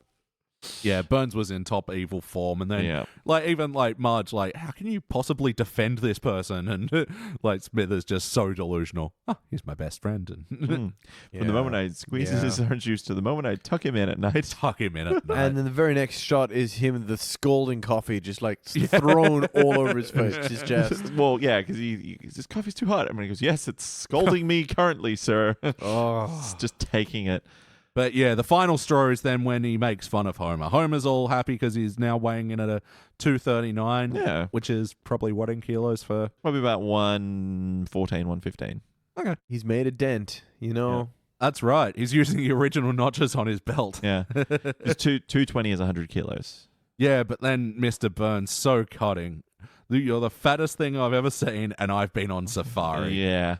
Oh, brutal. It is brutal. There's a good bit in the middle where Marge accidentally walks in on Burns as he's kind of showering or changing, which gets tied in later on because of the painting that she actually paints. Is obviously what she knows about him and his frail naked body. Yeah, and Bart asking, does he have those spots all over his body? I can hear you. Marge kicks out Mr. Burns, breaks the current portrait she's working on, and Homer's just, if you need me, I'll be in the refrigerator. And I really liked What a line. I really like the animation of him with the whipped cream. Like you can see it like coming up Yeah. into your mouth almost. And Homer, no! Reaching for the gun. yeah. And Marge like swearing. He's just a mean little SOB. I know. I've never heard wow. her say anything is as rude. Yeah. Yeah, so Marge is doubtful that she can even do this, and then, hello, a little letter from merry old England. Aww. Yeah. At her darkest moment when she needs inspiration most. A Ringo Starr shines bright Beautiful. Yay! Woo, love it. Yeah, that was well done. Yeah, I love this whole performance, and I know everyone's quoted this, but we call French fries chips. Yeah, it's such simple nothing of questions that, like, it's exactly what a little 14, 15-year-old girl would have written back in the 60s. Yeah. Yeah. He expanded his lines. Is that right? Apparently, because they were like, he did a few, and they were like, he's actually pretty good. So yeah, and he wanted to do a little bit more, so they gave him a few more lines, and I'm like, that's great. That's great, yeah. Because he's actually pretty good in this. I really like. Yeah, musicians and sports stars often don't come off well on voice guest acting spots. Like, they don't have the acting part of it, but I guess because Ringo had already done Thomas the Tank Engine, he knows he's how got to a be lot of expressive. personality. Even as the Beatles, they were very heavy on like interacting with the press in interviews and things. You know, And look, Yeah. they'd done full on movies as Oh, well. yeah, like they've done movies. they'd acted. But I did like the heart of the, do you think I can? Yeah. Well, if you think I can, Homer, then yeah. Oh, that was a great line. That was so beautiful. She like gets this inspiration from Ringo, and then she's like, well, if you think I can, Homer, of course. Yeah. Yeah, I'm totally inspired by you, Homer. I thought it was genuine. I thought Yeah, because Homer was like, "Come on, be encouraged. Come on, pain." I don't think it was genuine. I think she totally got inspired by Ringo, but she was grateful enough to Homer to want him to be included in that inspiration. He passed her the letter. He sure he did his part. Look, my thoughts on it is that because before she knows that he was kind of, do I need to do anything? I don't really want to get involved. And now he can see the kind of the praise and everything. Like, because before, when she wins first prize, he's so proud of her. She's like, oh, this is great. And he's actually really behind her now. Look, and I think that's it's a great a reversal. Point. I can't disagree with that. That is true. He has gone from, it's the same character arc as in the music theater one. He's gone from just complete disinterest in and self-absorption to being a supportive spouse. Yeah. But for that to be that line to be on the same beat as her getting inspiration from Ringo, it makes it feel like maybe the real inspiration was the letter from her childhood hero. Yeah, I can see that. So anyway, there's a little montage with Marge painting and portrait after portrait, trying different ideas. At and night, all through the night. All through the night to It Don't Come Easy by Ringo Starr. So there we go. They had enough money to get one licensed song. Nice. But anyway, so at the art show, she's about to premiere the portrait of Burns and does the drop reveal, and Marge is painted the portrait of Mr. Burns naked from when saw him earlier in the episode in the bathroom. And I thought this was brilliant, the way that they were constantly hiding his junk. Yeah, with different like feathers and hair and Yeah, people putting their hand up and gesturing, and then Marge's hair and Oh yeah. And at this point in the episode, Lombardo goes, "Well, I don't care much for this," after loving everything in the episode. But he does, after Marge, kind of I think most of the people in the room. Is Luann there? Is that Luann? Miss Hoover. Oh No, not Hoover, the other teacher. the blue-haired one with the glasses. It looked a lot like Luann. Yeah, that's Miss Hoover. That's Hoover? Is it? Yeah, she doesn't normally have blue hair. Okay. Well, I guess Everything's a little off model in these Okay, early fair days. enough. But yeah, anyway, everyone is like pretty shocked by it, and then Marge sort of pipes up to defend herself, like, Yeah. I couldn't find anything to like about this guy, but then when I saw him naked, I'm like, well, he's as frail and as fucked up as all of us. So. Yeah. Yeah. Well, he's going to die, so I don't care. Yeah. He's bad, but he'll die, so I like it. Yeah. So anyway, and then Mr. Burns sort of comes around and then goes up to Marge, and the line of, I know what I hate, I don't hate this. And I love this because this gives Marge the best line of the show, and for a character that doesn't always get jokes, this was just a fucking brilliant line where Mr. Burns goes, "Oh, and thank you for not making fun of my genitalia." "Oh, I thought I did." Like, So good. it is like Cutting. a total it's a total bit, I thought I did. But for Marge as well, it was just so great, because It was nice for her to kind of get her own revenge back Yeah. almost. Yeah. I mean, luckily, it didn't really upset him too much, but she got her to say her piece, and he wasn't too upset about it. And Mr. Everyone's happy. Hooray! Yeah. Marge, that's a Marge victory. Also, because the thing is, everyone is kind of like, after she explains it, everyone's kind of praising this painting. He's almost forced at that stage to just keep it. Like, he doesn't really have a choice. Yeah, it's too late. The world has seen it. Yeah. What's So he you gonna may as do? well have to keep it up there now. It's too late. It is time for the questionnaire. So, play count. How many times do you think you've seen Brush with Greatness? Oh God, I've seen this one so many times. I'm getting happy just thinking about it. Thinking about all the times you watched it. Yeah. Oh, there were some good times. I am the opposite end of the spectrum. From, like I said, I think I've seen it once, probably sneaking it when I could, when it first came out, and now. Yeah. It's actually lived a sheltered life. Yeah, I know. I feel like I watched this one on like repeat and syndication so much, like it actually feels weird to watch it without the little Channel 10 watermark in there. I wonder what's going to happen on Neighbours. Any memories from how sections of this show affected your life? Came up, quotes and all that? Ooh. Like I said before, the whole, only 39 calories. Mount Splashmore. Mount Splashmore Yeah. was We wanna go to definitely, Mount I'm like, Splashmore. We want to go to Mount Splashmore. Ever use that on your parents to try and get them to take you somewhere? Oh God. Can we go to Jamboree? Can we go to Jamboree? oh The man, Jamboree is a place Where you can control the you action. control. Yeah. Jamboree, where you control the action.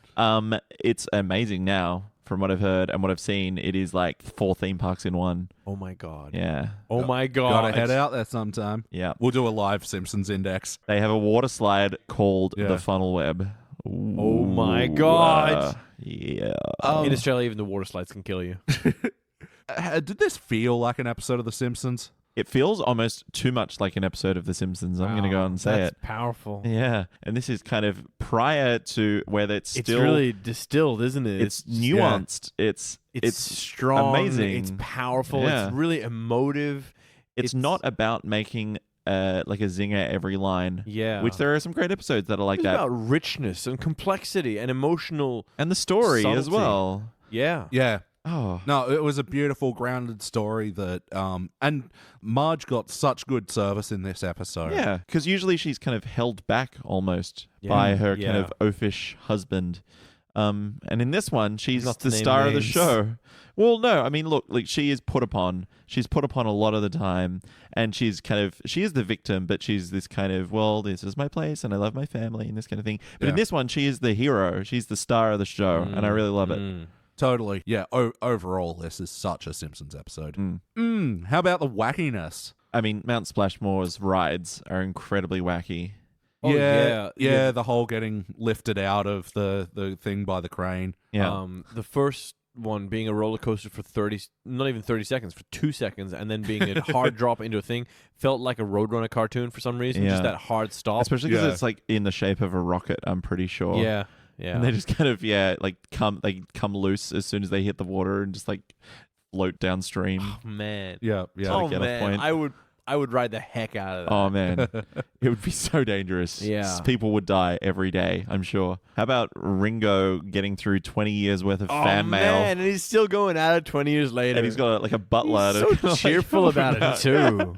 He's got bags. don't care if it takes another 30 years. I'm going to listen to them all. That was a was terrible the best Ringo I've ever heard. No, that was terrible. That was more John Lennon. Ringo's down here. That's better. There you go. Now we're talking. Now you got it. How about the heart of this episode? Oh, totally there. Yeah, man. Everything's there. Like I said, like that kind of the. Oh God, I can never say family do it. You can do relationship. it. I'm never going to Intrafamilial. again. No, I said Intrafamilial. intrafamily. I'm not going that far. The Bart and Lisa, like the sibling, kind of like I said, the kind of the mischief that they get up to together. The way that they've got that understanding. They're like, yeah, we know how to work the system. Yeah. And Homer and Marge are very much in love in this episode, and like Yeah. they're encouraging each other. I know Homer, I said at the start, is not very He is quite dismissive. disinterested. Dismissive, yeah. But when he comes down, he's like, I've lost what is it, like 10 pounds or something like that over the course of what it must be. Yeah, it was like 21 pounds. Hard to tell how long this episode goes But for. Marge I is suppose. so proud of him. Like Yeah. he's so. Yeah. I assume it must Yeah, be and then maybe when 12 weeks or something because and- it's a whole community college course, right? So Possibly, yeah. And then when he sees how much she's bummed out by Mr. Burns and like how she went to take that whipped cream bullet for him, and there is so much love between Marge and Homer in this one. It's beautiful. But yes or no? Yes.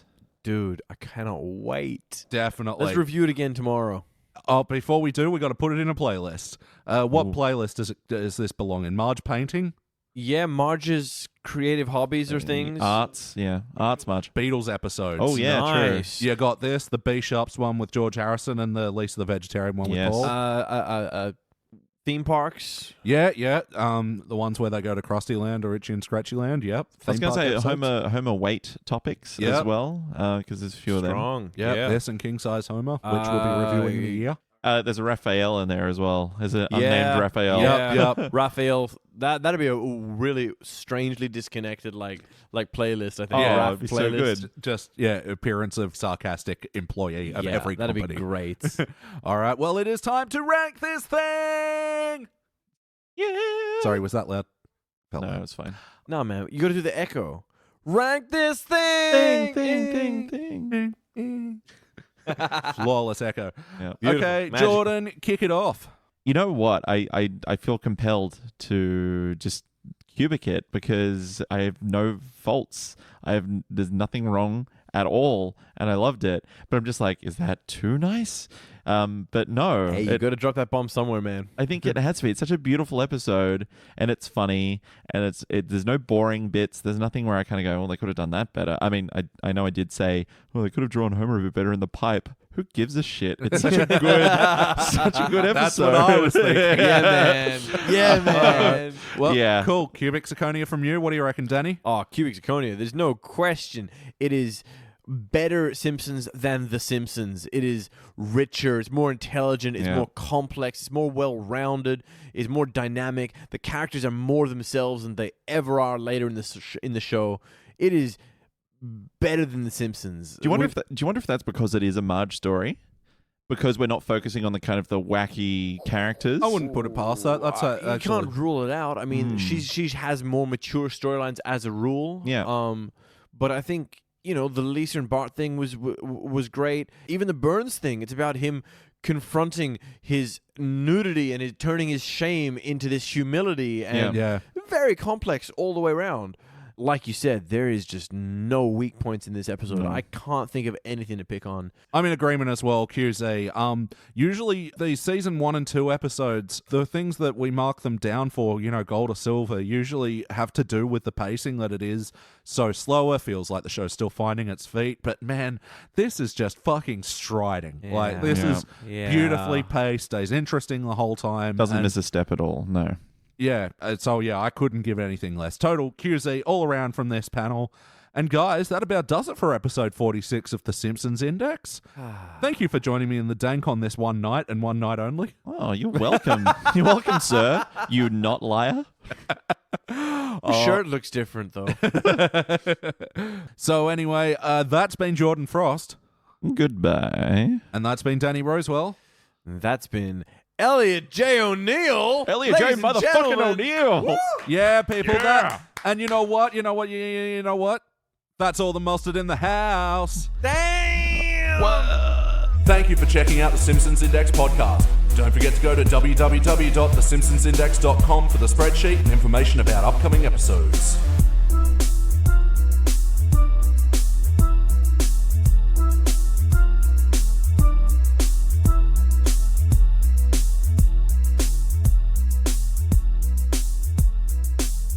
And for today's extra content, Makes a compromise for one beer, and they go to Snakes. Moe's.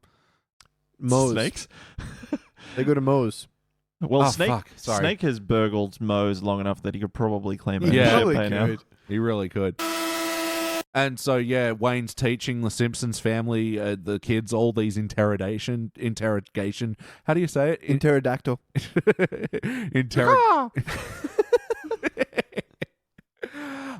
So Wayne's teaching the Simpson kids all these interrogation. Interrogation. Pterosaurus Rex. Shit. I was too late, sorry. Interrobang. So Homer's back on the job. He's making He's making enough money to buy some. He's making a muff. And now bringing it into bonding Lisa and Bart. Lisa Bondage, goes, we Lisa shouldn't and tell. Bart. Huh? Bondage, Lisa, and Bart. That's a different episode. That's a rule 34 that Yeah, you shouldn't look up definitely. because I've done it for you already. Thanks, man. I've done it so you don't have to. Anyway, before And we're back. before I ask any follow-up questions. With the audio. Sorry, I had to talk over you again. They did. Yeah, they made it kind of echoey and everything as they well. Fuck. They muted the audio. Oh no. Deal with that one first. There's a tea towel just there. You want to go grab another one? He doesn't deserve another one. Look what he did to your lovely place. My dank. He just made it dankier. Oral sex gives you hearing aids. Boo. Sorry.